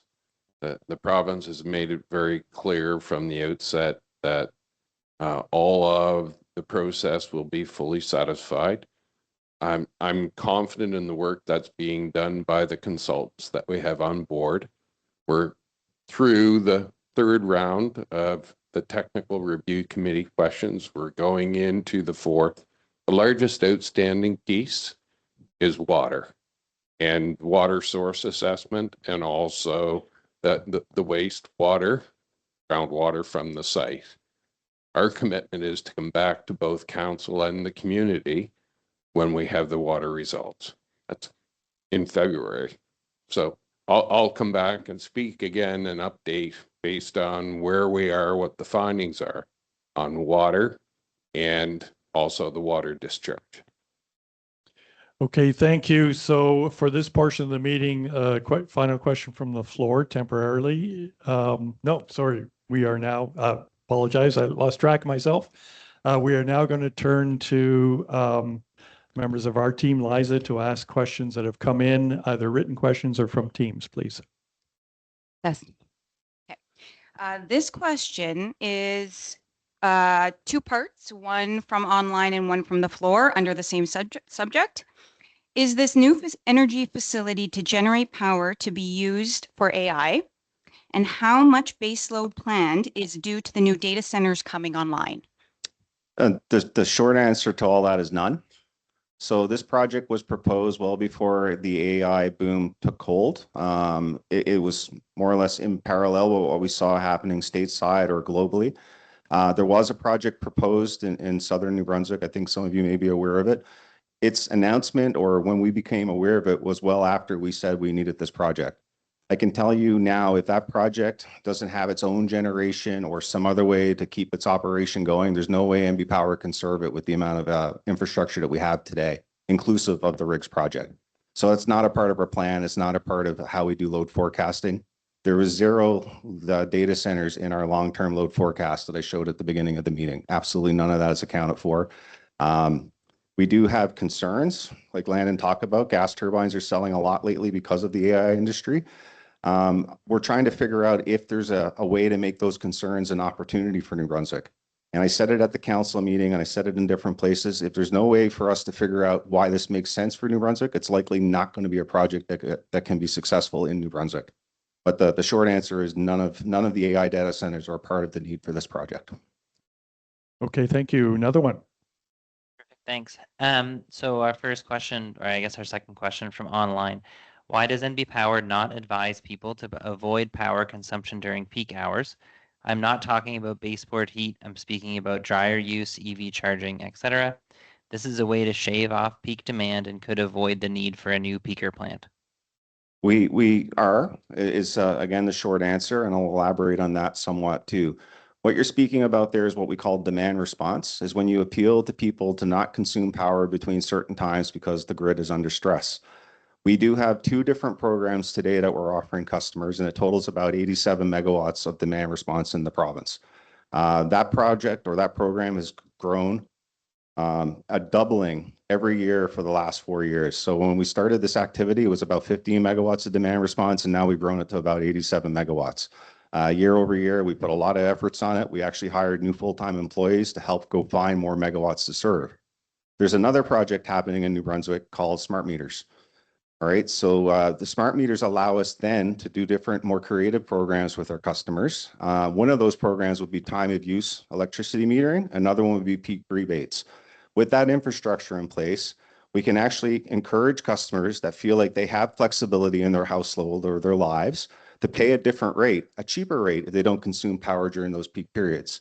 Our plans are to offer that program to the EUB, the Energy Utilities Board, this year for approval. And it'll be on a pilot opt-in basis. It's not going to be forced on anybody unless it makes sense for them to join the program. That's one way we're looking at doing it. And the other one is what we talked about with peak rebate. This will be using those same meters to give an incentive to customers. If we have a grid stress event, say tomorrow morning, and we put the appeal out to customers, we'll have the data and the infrastructure to actually measure how much customers reduce their demand and actually pay them for the power they didn't consume. So that's the next place that we're going in terms of our long-term plan. Another one.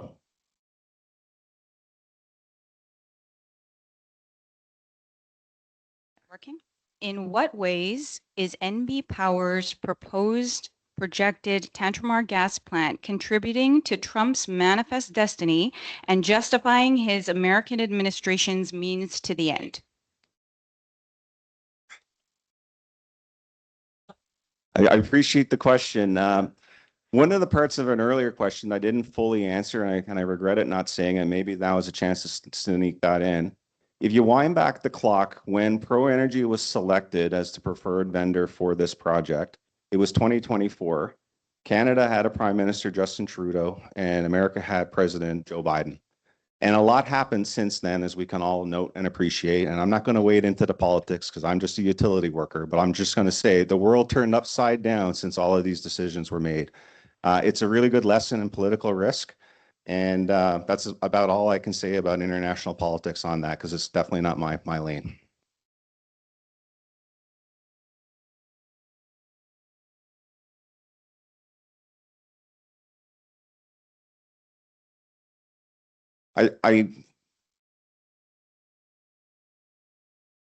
I'm trying to say an answer about, again, what does my heart want to say versus what does the laws of New Brunswick want to say?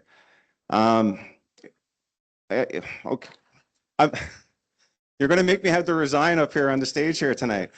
What I'd say about that is we do have a situation that we did a fair solicitation. NB Power's engineers designed a really good process to say, here's our technical requirements, here's our timeline and schedule. And then we had to layer in the Electricity Act in New Brunswick that says that we had to do least cost supply planning. So when you factor in what NB Power asks for, and then when we factor in the affordability and the least cost nature of it and all of those things, Pro Energy was the clear winner compared to everybody else. If we were to do this again, maybe there would be different restrictions and saying we don't want US companies.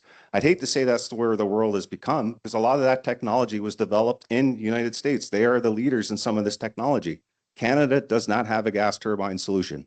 Will it? And the next time we think about a project like this, maybe there'd be a Buy Canada law that we have to follow. I can't predict any of those things, but what I can say is at the time these decisions were made, we followed the laws of New Brunswick, and it was a completely different political climate.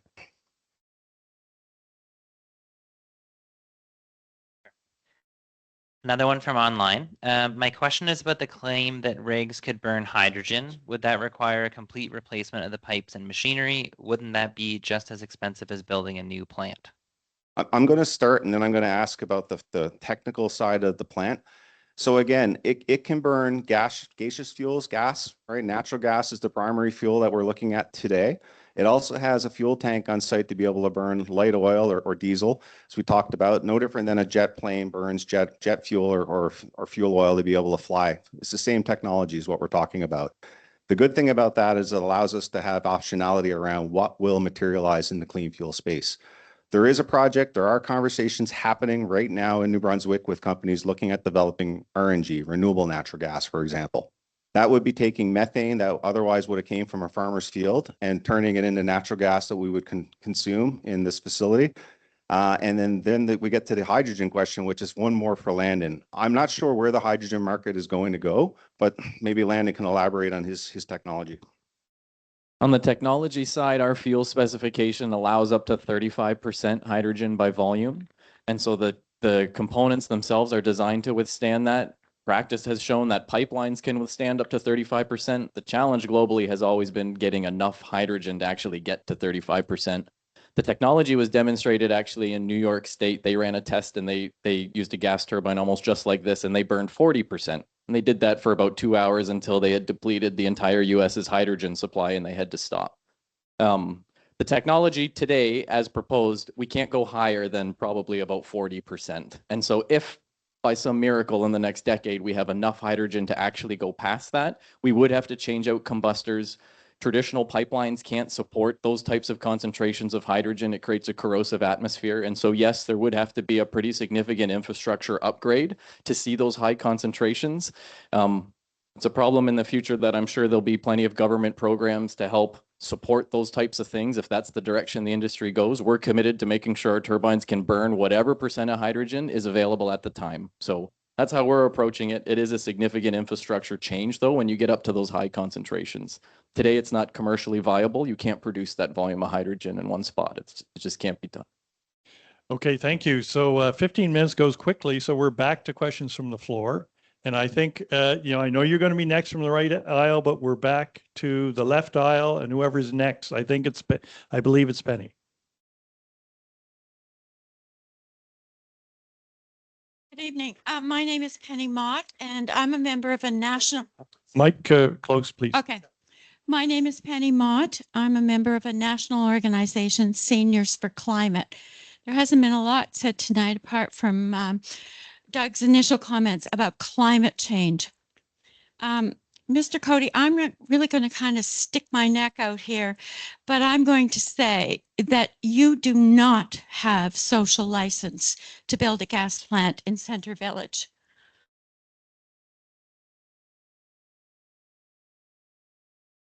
A significant number of Tantramar citizens want our utility to pursue a clean energy mandate, seeking cheaper renewable options with battery storage systems for sustaining the reliability and the stability of the grid with no carbon emissions.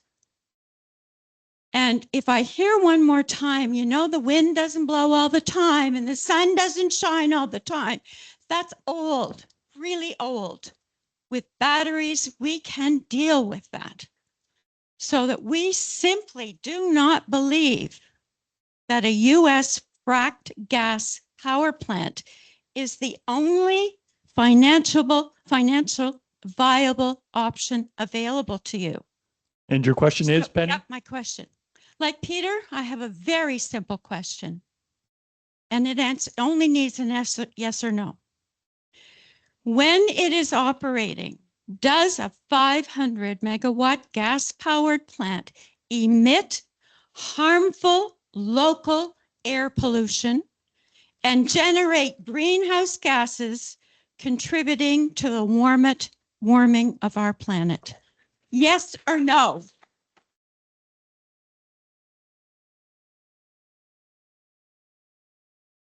So I think the answer is no on the harmful side.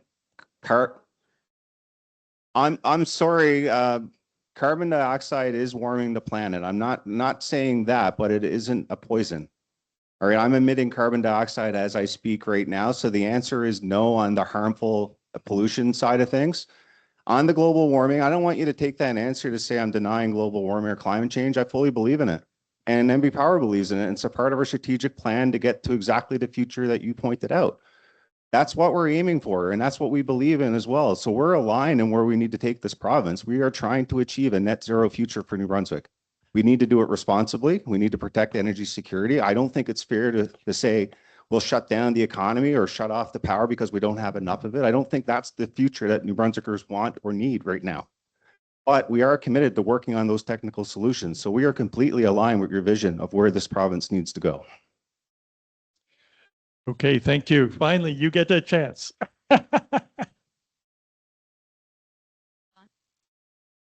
Okay, my name is Maureen. I'm relatively new to Sackville and Tantramar.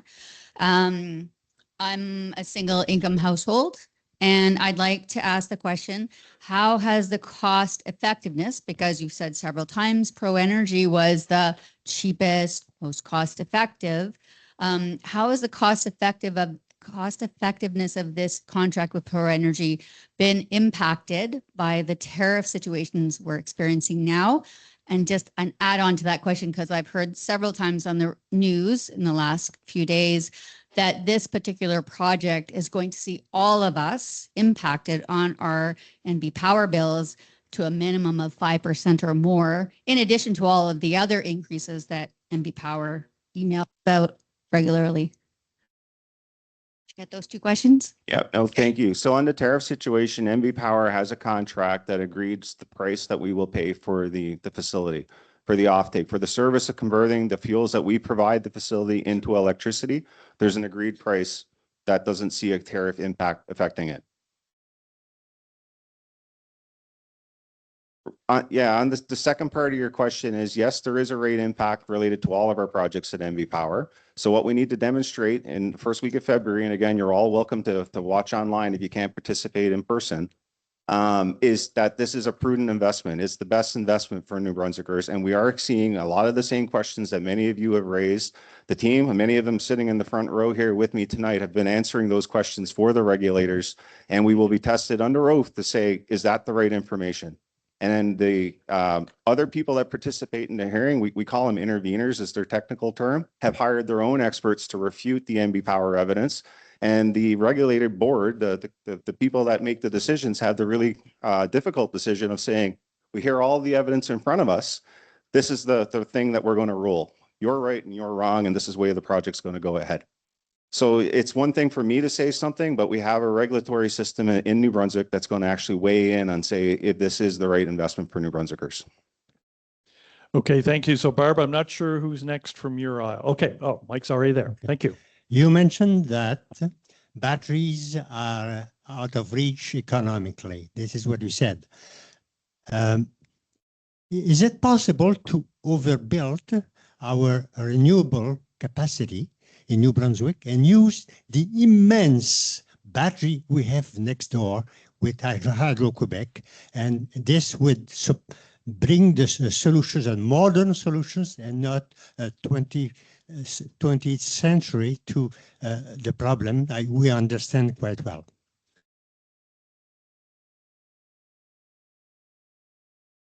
So I mentioned earlier, we're more than tripling the amount of renewable energy in New Brunswick.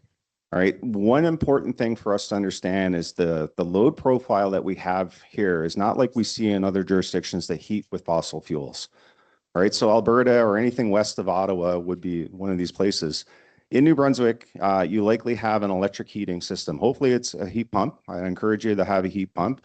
And if not, you have an electric hot water heater, an electric clothes dryer, an electric oven, and an electric range or stovetop. And a lot of places in the west of this country, they don't have those appliances as electric. They're all gas-fired appliances. So what that means is, generally speaking, their load profiles are really flat because it's mostly just lighting loads and maybe some other household appliances that's driving that. In New Brunswick, we have a relatively low summer peak. Even though we had a really hot summer this year, the biggest loads that we saw were in the 1,700 megawatt range for the entire province. We beat that load on Christmas Eve in the middle of the night, to be honest with you. Like that's what I'm talking about. When the economy is shut down and people are at home because it's Christmas, we're seeing loads like that in the middle of the night. And that was the hottest days that we had in the middle of the summer of New Brunswick. On our coldest days in New Brunswick, our loads are getting closer and closer to 34, 35, 3,600 megawatts. That's lumpiness that we're talking about is something that we really struggle with to say, if I'm going to build, and I announced like we have another 725 megawatts of PPAs for additional renewables on top of the 375 megawatts we already have installed in the province. In the summertime, that is an overbuild of renewables. Not in the wintertime, I agree completely with your premise. So we do have commercial contracts in place with Hydro-Quebec to use the battery as you indicated. Now, our view would be, first, we're going to use the battery that New Brunswickers already built and paid for, the Mactaquac Dam. So we're going to charge up that head pond to get it ready. Rather than running water through the dam, we're going to pull that back as best we can to fill in the blanks. It's the other way that we don't put a lot of pressure on the RIGS project. The second thing we're going to do is look for ways to economically monetize that energy. Is there a market nearby? Maybe PEI, maybe Nova Scotia, maybe New England. Maybe somebody else could use that power and we can use the profits from that sale to offset rate pressure in the province. And the third thing is going to do exactly what you indicated. We're going to sell power or move power from New Brunswick into Hydro-Quebec and take it back at a later time to shift that, week to week, season to season. Really good idea, and I really appreciate the question. The second part is, how do we solve for that winter peakiness? Because if you have an overbuild in the summer to meet the amount of renewables you need in the wintertime, you're going to have a tremendous problem on your hands. You're going to fill up all of your export markets. You're going to have a head pond that's being overtopped. There's a technical issue that we need to solve in that space. But largely speaking, the plan that you laid out or the question you laid out is exactly the work that we're putting in place at NB Power today. Okay, thank you. Question from the right aisle now.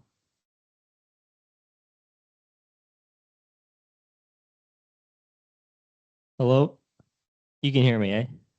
Awesome. Yes. First off, I'd like to thank Mr. NB Power for coming here and bringing your Yankee sympathizers. It takes a lot of guts to stand up on that stage, right? Knowing how much we hate you. People have talked about batteries and all that. I understand that New Brunswick is running out of power.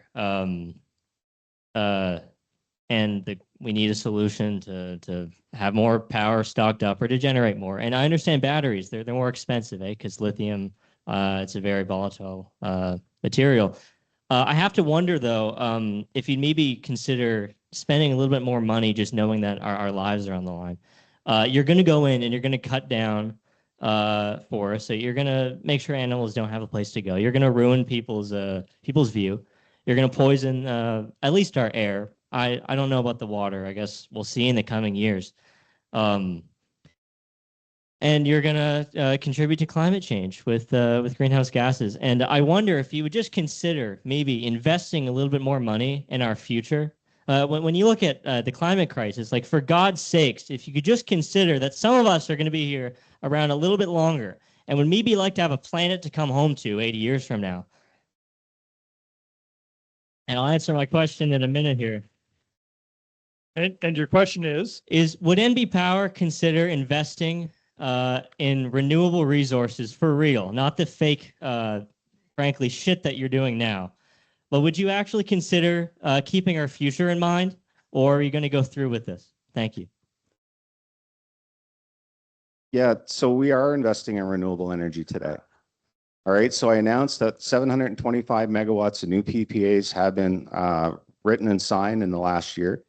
Those PPAs have billions of dollars of investment that NB Power is not putting in, but the proponents behind those projects, and a lot of those projects are led by First Nations.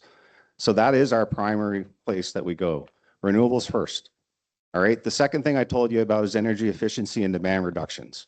We're spending a fortune, and gladly spending a fortune, to help the most vulnerable people, thanks to the province of New Brunswick's investments, to figure out how do we do air sealing and heat pumps for those homes to be able to reduce the amount of energy that those homes or those living establishments consume today. Big believer in the kilowatt hour we don't generate is definitely the best kilowatt hour out there. So we're working our guts out to say, how do we reduce the demand of the province? How do we reduce the energy consumption of the province? How do we make sure that renewables are built first? And then we get to the battery storage and RIGS are the last things on the list. But they weren't at the first of the list. That wasn't the first thing we talked about. We've been doing all of the other things as hard as we possibly can until we run into walls. So now what we're up to is we're facing an energy shortage, even with all those investments in place. And this is seen as the best solution, not just by NB Power. Every province in Canada is pursuing a combustion turbine of some sort right now. Every single province in Canada. I couldn't find a published reference on BC Hydro, so I called them, and they have one in the works right now because they're also running out of power. Every single province in Canada is pursuing the solution that we have. That's what I want to leave you with. It's not just NB Power. It's not that we're tone deaf. We have a lot of the same values and a lot of the same vision as you would have. We are committed to a net zero future. It's the cornerstone of our strategic plan. It's the cornerstone of our integrated resource plan. It's the cornerstone of where the province wants to go as well in terms of its environmental aspirations. So all of the things that you're saying is I agree with 100% of what you're saying. But just make sure you understand, we didn't decide to build this instead of everything else. We need all of the above to achieve that net zero future. Thank you. Okay, thank you. Back over to this aisle. Hi. Yeah, I lost my train of thought the minute the mic was in front of my face. I'm losing time here. So I think we're hearing that your concern is when there's blackouts, there's concerns with safety, there's concerns with loss of life. What we're concerned about is that with our environment, there's concerns for safety, there's concerns for loss of life.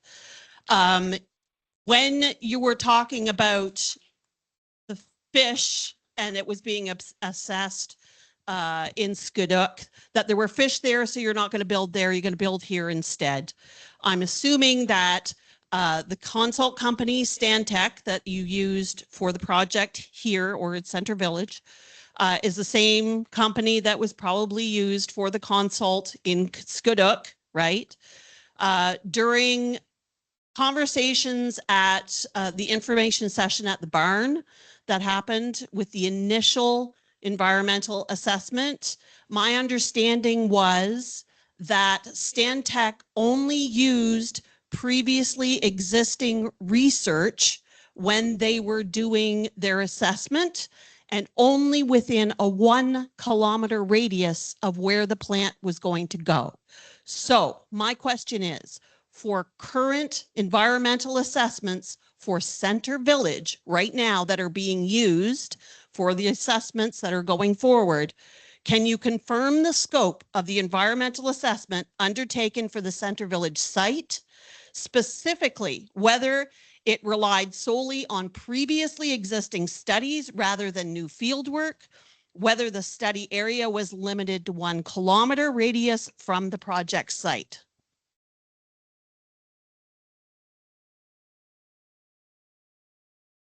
I'm going to start the question, and maybe I'm going to ask Mr. McIsaac to fill in exactly what he has in his environmental study. We did our work with a consultant to look at the properties and do walkarounds, live walkarounds, not previously existing studies, real environmental experts walking the land to understand what the project site looks like. I think there may be a misunderstanding in terms of what I've communicated. The Skaduk property is a swamp, a bog, whatever label you want to put on it. And there's live fish directly underneath the footprint of where the plant would have been sited. The Center Village site has fish. I'm not saying there's no fish in Center Village. What I'm saying is directly underneath the plant, there is no water courses. That's the difference between the two sites. We didn't have a parcel big enough in Skaduk to site this plant without having to disrupt the fish. And DFO, Department of Fisheries and Oceans in Ottawa, have requirements to say we need a Fish Act authorization if we're going to disturb any fish living water bodies. All right, that's the difference between the two sites. And maybe I'll pass it to John to speak specifically to his environmental impact assessment. So thank you. Great question. And yes, it is all based on active field work from 2024 and into 2025. So there's field work campaigns that were done by Stantec subject matter experts, where they spent the time in the field, prepared the data, produced the analysis that then supported the submission of the registered project. Yep.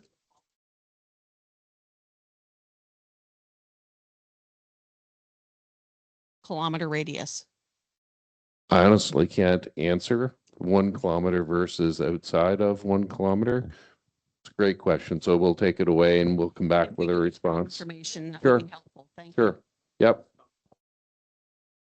I'm going to introduce Matt Gorman. Matt runs a lot of our environmental impact studies at MV Power, and he may have some information to share on this specific question. Definitely. Thank you. So yeah, what you're describing is the parameters of assessment for each value component that's defined under an assessment that we undertake. So you're looking at air, water, noise, socioeconomic, et cetera. Each has a boundary. So as Brad mentioned, when we're talking about the fish in Skaduk versus the fish in Center Village, the 1 kilometer surface area is the local assessed area for that value component for the direct assessment for the project footprint that you're building. When you're talking about air emissions, it might be a 20 kilometer radius because it all depends on where those impacts reside. That is all based off of theoretical and study-based evidence on where does the wind flow path go. So you're looking at plumes, you're looking at groundwater source supplies. That determines the value component extent of study. So there's 2 terms that you'll read within the EIA. One is the local assessed area. The other is the project development area. The project development area is the direct impacts of soil removal, foundation, and construction. The local assessed area varies per value component based off the extent of the study duration that's determined through the scientific experts that we hire to support. Pardon me? The project development area, if we're not impacting the fish. And that's the ongoing studies that Landon alluded to, that once you have that determination, you look at downstream receiving environments, that expands the study area that you need to investigate.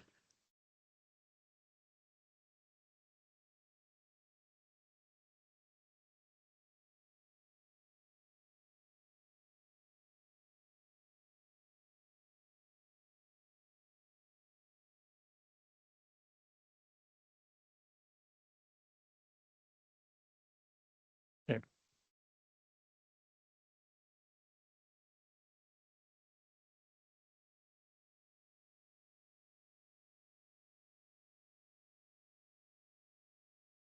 Yeah, and with respect, and I'll turn this over to Landon and John as well. So the IAC reference document that you're alluding to on the early registration was solely for a screening protocols under the federal government's requirement to review the project. We would direct you to the environmental impact assessment being managed locally.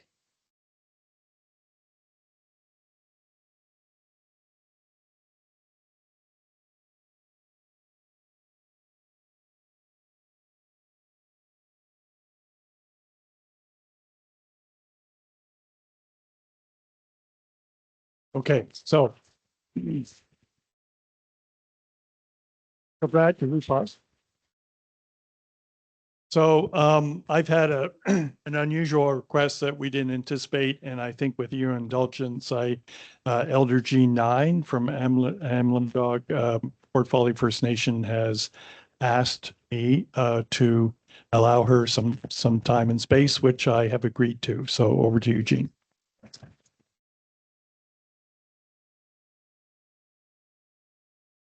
I am a pipe carrier, which means that I'm responsible for people. Those young people need to be answered. They are the first part of our 7 generations that we have to look at, and we're not looking at them. We are looking at short-sighted things that we talk about happening in the next 5, 10 years. We need to look much farther down the road than that. We need to look farther than 50 years down the road. We need to look 7 generations down the road. And that's just the first part of what we need to look at. We need to stop giving non-answers to people and stop with the scaremongering of, oh, we've seen blackouts and rolling blackouts here and there. No, that's not what they're asking about. They're not asking about what's happened in other places. They're saying, how is this going to affect my future and my ability to live on this land? Mother Earth gives us what we need, and we have been consistently throwing it back in her face, and it's been in a very much damaged and a very much destroyed way. These young people need hope. When I was their age, I came to the decision that I did not have hope, so I did not have children. Do we want our young people making that decision too? Because you guys are giving non-answers to questions that are very valid. What are they going to look forward to? Are they going to look forward to having to wear respirator masks everywhere they go? They're going to look forward to have to wonder whether the water they drink is going to poison them or poison the child they may be carrying. Are they going to say, can I eat these plants because the soil may be poisoned? Are they going to say, can I walk on the land because it may damage me? Those are the questions these young people were asking. And that's the question they need to have answered.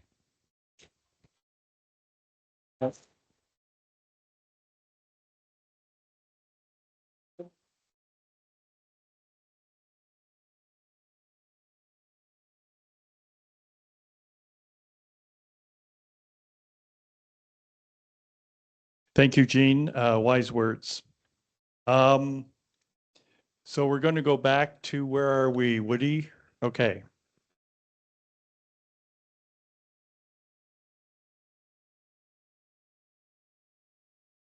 Is that on now?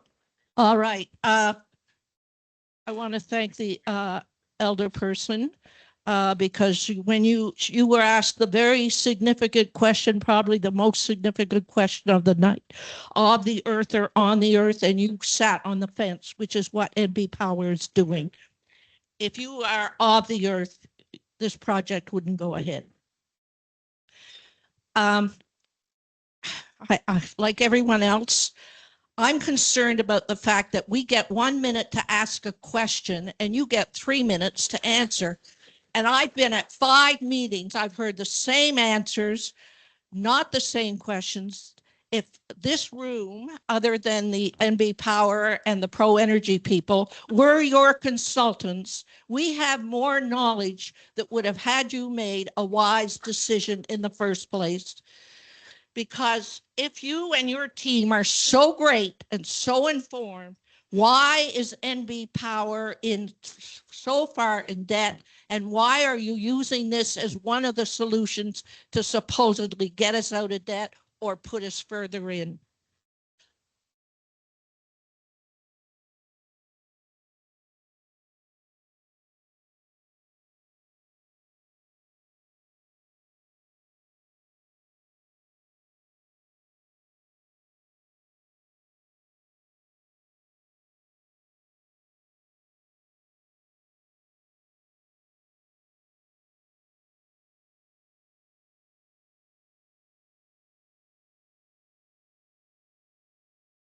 So on the 1 minute versus 3 minutes, I do hear your point, and the intention was to allow everybody the opportunity to have a question answered. That was the intention.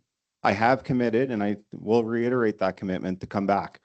If there's more questions or more dialogue or more things that I can do that help people understand the way we thought about this project or how we arrived here, I'm committed to do that. The second thing I'd say, I've been thinking about that question about on the earth a lot. The way I think about it, I wake up every morning, I make a coffee, and I'm burning coal right now to fire that coffee maker.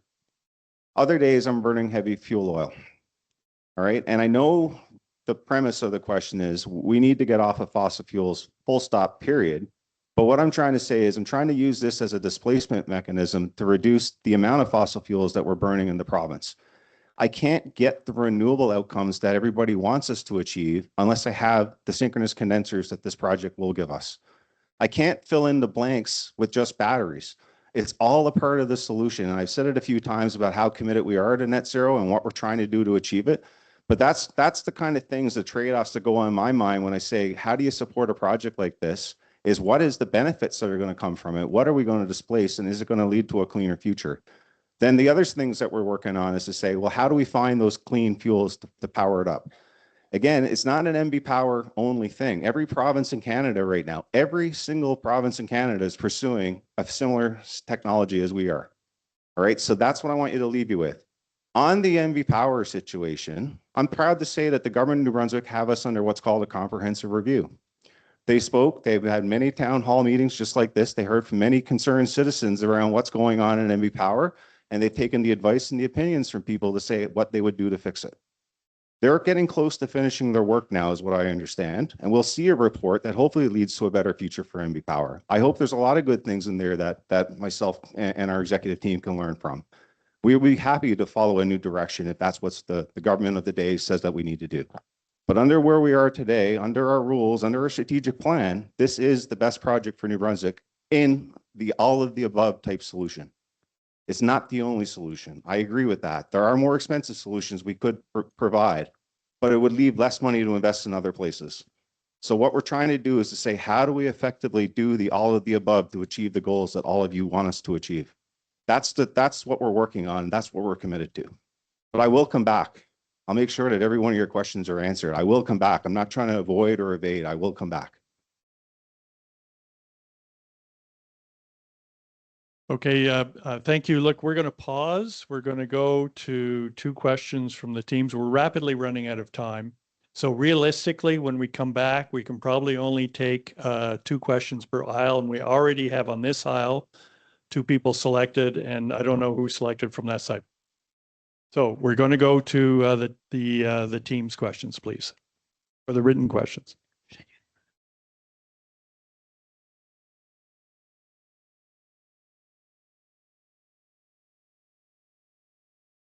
You guys ready to go? Yeah. So yeah, we have a number of questions online. We have been trying to prioritize based on what we're getting for written responses as well. So the question that we're going to ask here is, most community members in and around Tantramar do not support this project. It seems as if MB Power is here to help us feel more comfortable with it rather than accept that the community is not willing to be the location for a gas plant. Does NB Power and the province intend to go ahead despite the objections of the community?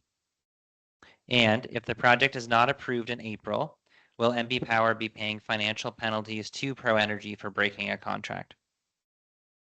So I hear you on the community and doing the project over opposition.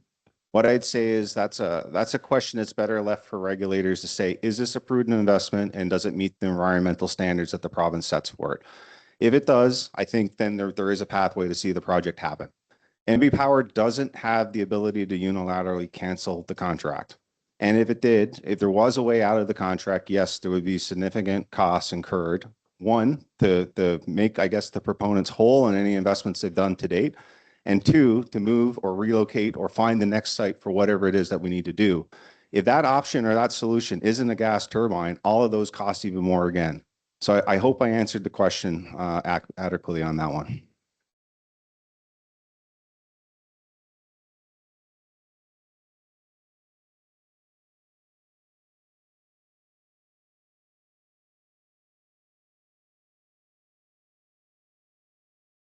Correct. If it doesn't get an environmental approval or an economic regulator, the UB approval, then the project gets canceled.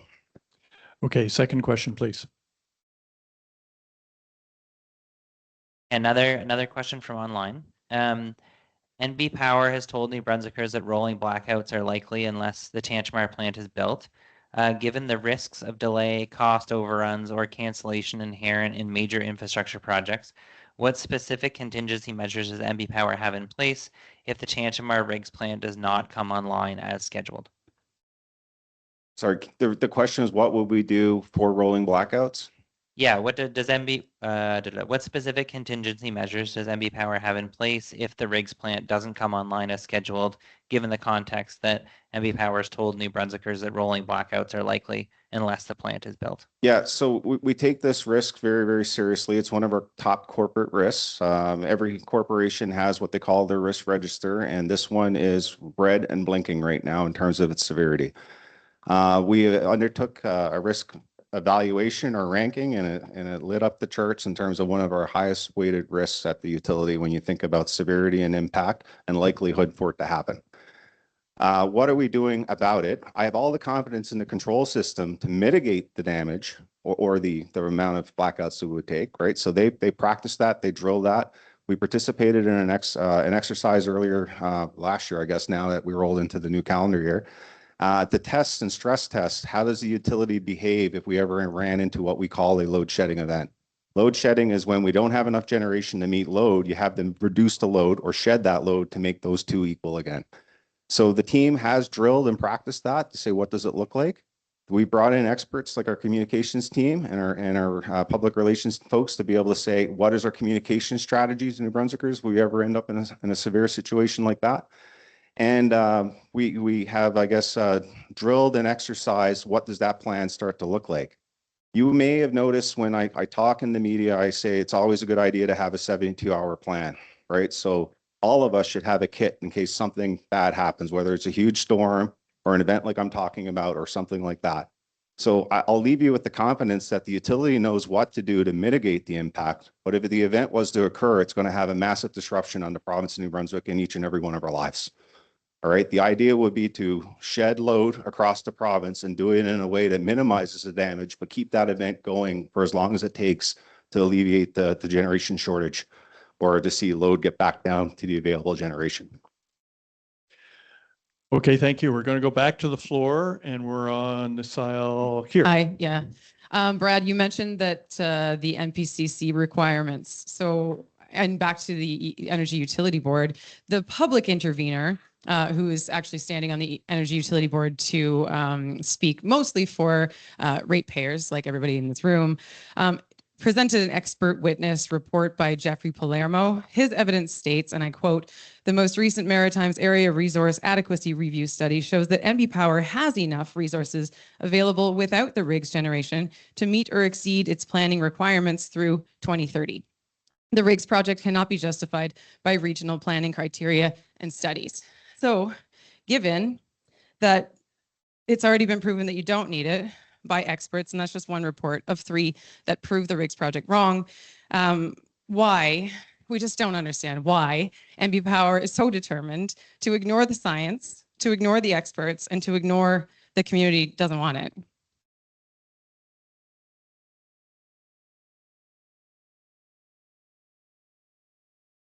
So on the first part of your question, DUB does have interveners and they hired their own experts, and some of those experts agreed with our opinion. Our experts also validated our opinion and others disagreed. And that's the unenviable task that the board finds itself in, to wade through all of those facts, because they're all expert opinions and they're all based on science, to say which ones are they going to accept and which ones are they going to reject. This will play out in February. We'll get a decision and likely a long written decision to say why or why not they considered certain facts as important or dismissed other opinions. That'll all play out, like I said, the first week of February. I am aware of the expert that you indicated, and I'm also aware there's another third-party expert that said that this is exactly the right project to do. So this is why it's so difficult for the board to wade through it, and why they take the time to have the hearings to make sure that all the information is understood so that they can make the proper decision on behalf of New Brunswickers. So we have an opinion. It's clear we have an opinion. Others might have a contrary opinion, and we accept all of that. And then this will all play out in front of the Energy and Utilities Board to say which opinions is the board willing to accept. Okay, thank you. Next question over to Megan. Hello, bonjour, Gui. There are so many things that I could try to cover. I want to start by saying there's been a lot of misrepresentation and misleading information from the beginning with the inaccuracy around equity partnership with Indigenous people to the fact that Tantramar was clearly the first choice from the documents that we can now see, even though we've been told it wasn't, although Skuduk's the second choice, and it looks like there's going to be combustion turbines there as well. And the $10 billion number that has been circulating, which is inaccurate in this fact sheet that you're handing out there. And honestly, there are the list of things that's wrong is so long, but one of the key things that is unacceptable is that the data has changed, the pricing has changed for batteries, for solar, for wind, although in your IRP from 2023, solar and wind are the cheapest types of energy. But battery costs keep dropping, and there are plans that could be implemented by NB Power instead of this, instead of burning fracked gas in our community. And so why won't NB Power follow the plan that experts are offering you, which is that you can do solar and wind with battery backup along with some other things, and it wouldn't be just 40% capacity with battery, it gets over 80%. Why won't you do that? And I will reiterate, and you didn't answer the question about social license, but you do not have social license. Thank you, Melcy. We'll always.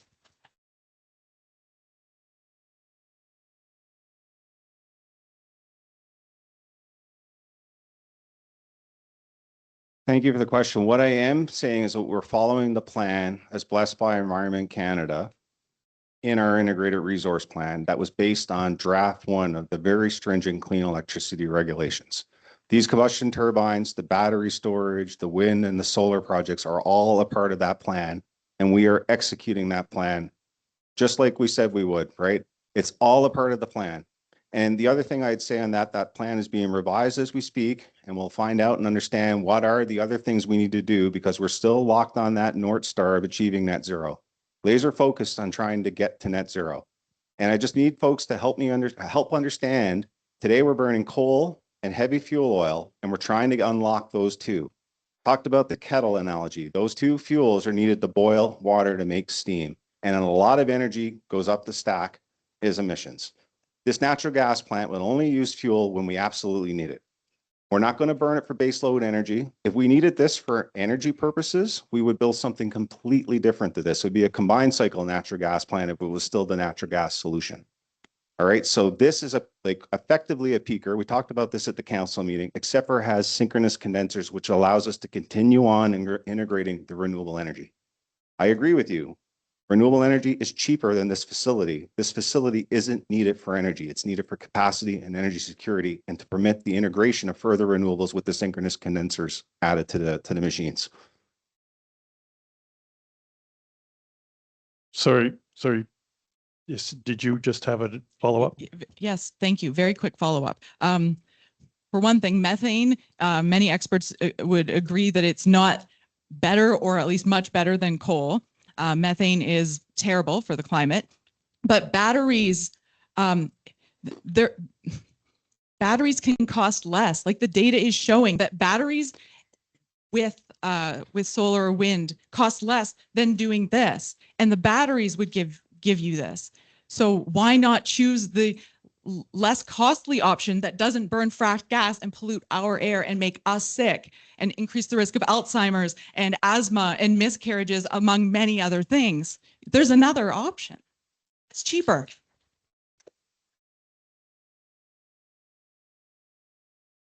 So based on the information, when we did our 2023 solicitation, we assessed live projects. These are projects led largely by Indigenous communities with reputable battery companies behind them.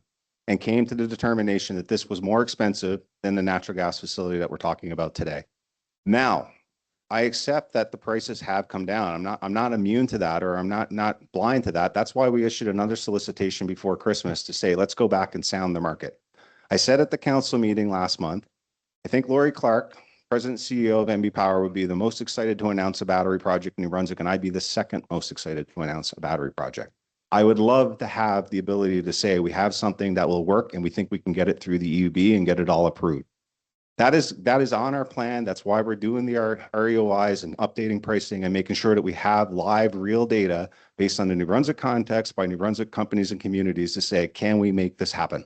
That is a commitment. That is a part of our integrated resource plan, and it's a part of our net zero transition. I'm not disagreeing with you that batteries have a very valued role in New Brunswick. We're trying to figure out how to get one in New Brunswick actively as we speak. Okay, thank you. So final question from the left aisle, please. Okay, is this on? Yeah. So I've been drawing diagrams on the whiteboard behind you for more than 20 years. And you put up a diagram here which had a flat line for projected demand amounts and then one that was steeply sloped upwards, which I guess is the maximum. And I'm kind of wondering, I guess, two things, and I'm hoping that you can relieve some of the cognitive dissonance that I feel. So you're projecting a dramatic increase in demand. I'm thinking that you're getting there by looking at the last few periods of population growth in New Brunswick, which are kind of unusual. And that population growth has fallen in its rate and even turned negative recently. So just looking at a few periods is problematic. I mean, if you looked at a hockey season and the Leafs won a couple of games in a row, you wouldn't necessarily bet on them winning the Stanley Cup. So probably the increase in demand is going to be somewhat lower than you're projecting. So it may not be as desperate a case as you're making. But let's suppose your desperate case is true. How is it on the other side that you're only going to run this facility 7% of the time? That doesn't fit.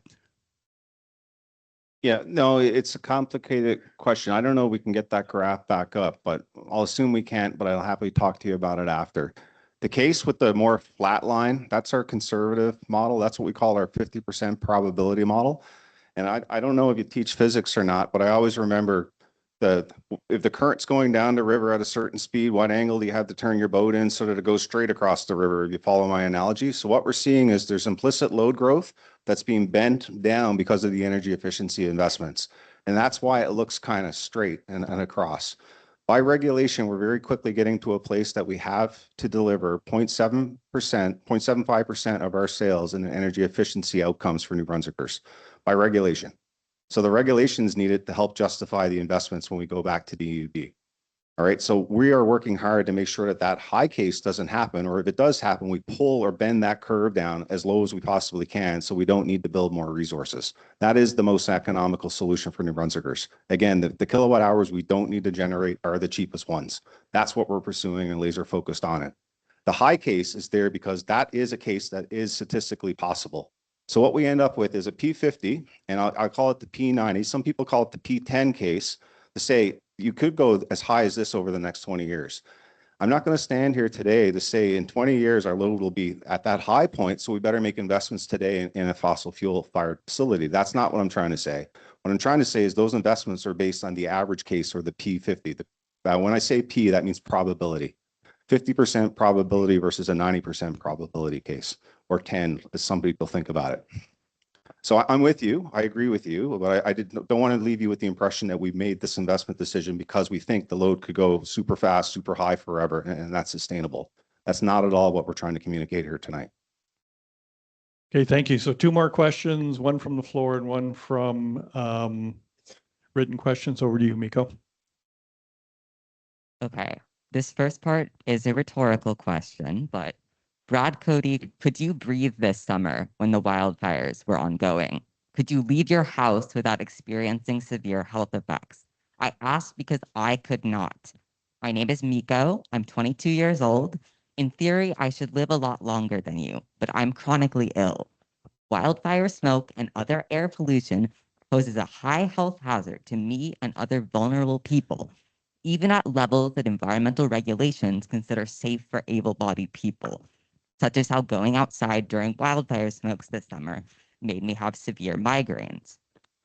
Despite your earlier lies in response to Penny's question, we know that this gas plant will increase air pollution, increase rates of cancer, asthma, and other illnesses and disabilities, and that the non-comprehensive environmental impact assessment did not consider human health impacts. What are you doing to prevent killing people like me?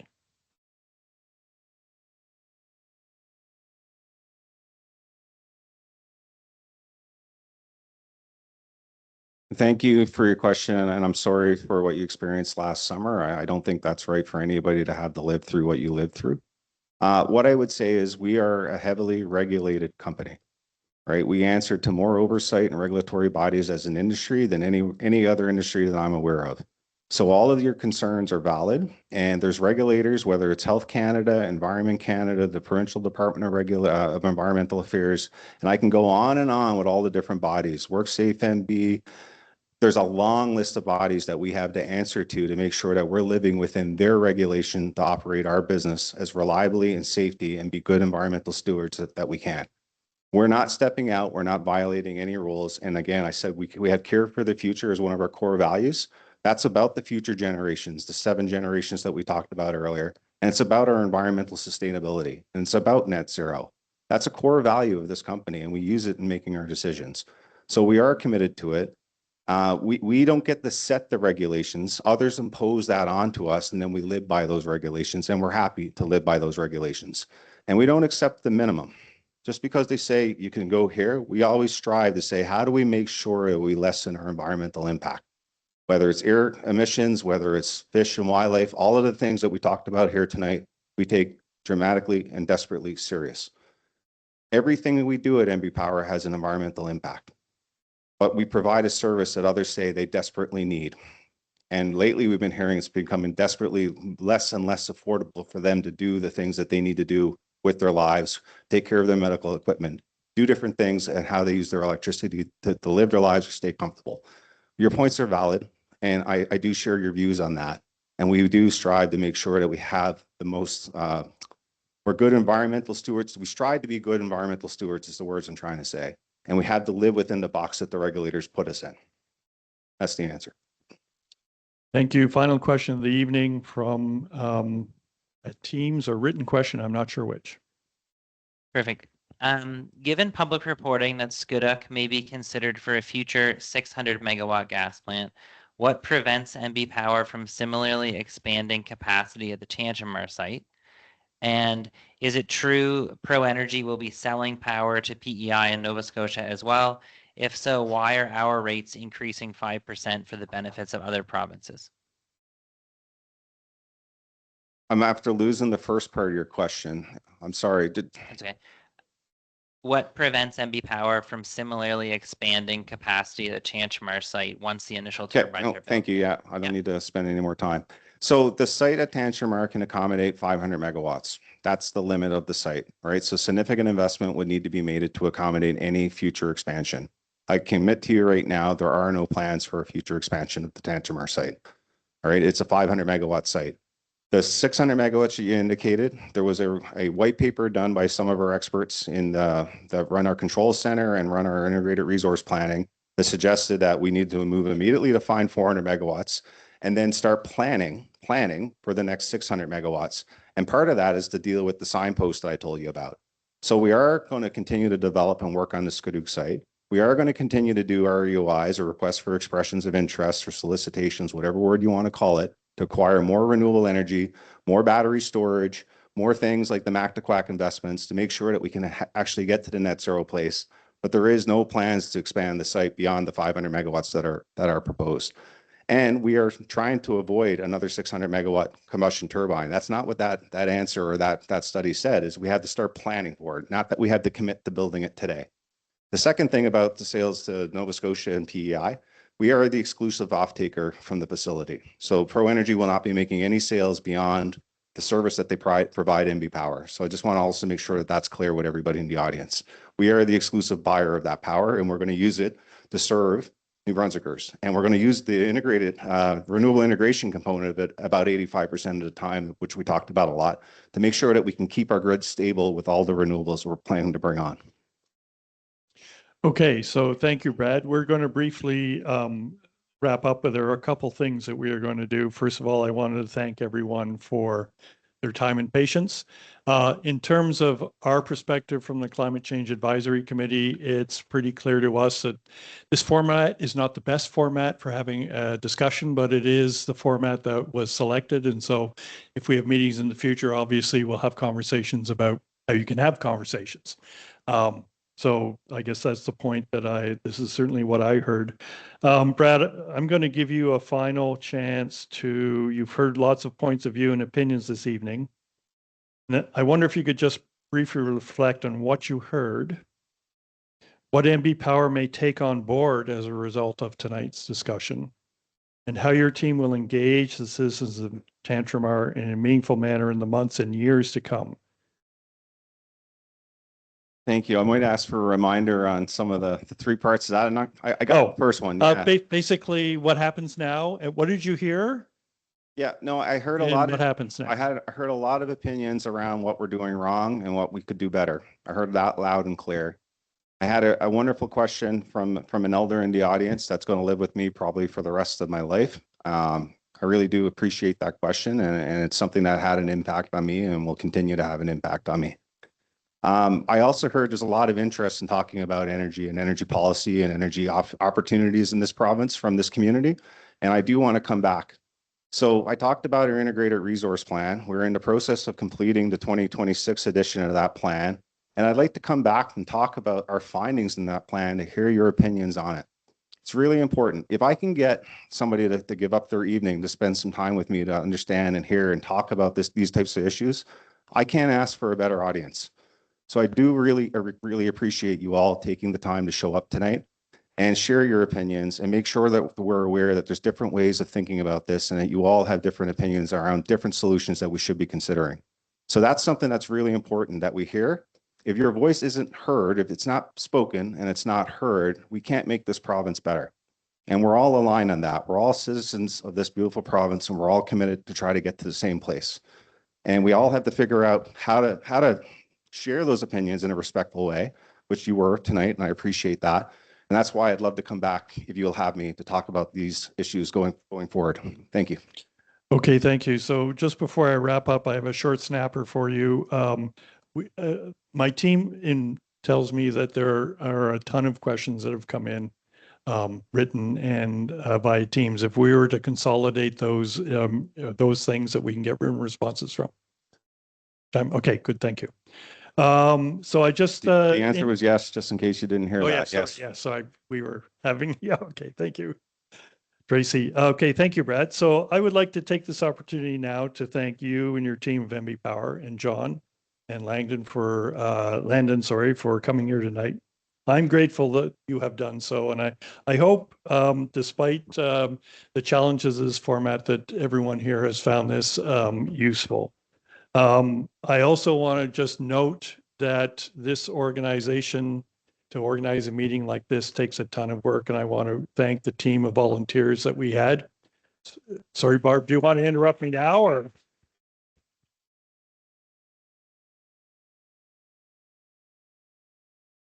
Sorry, go ahead.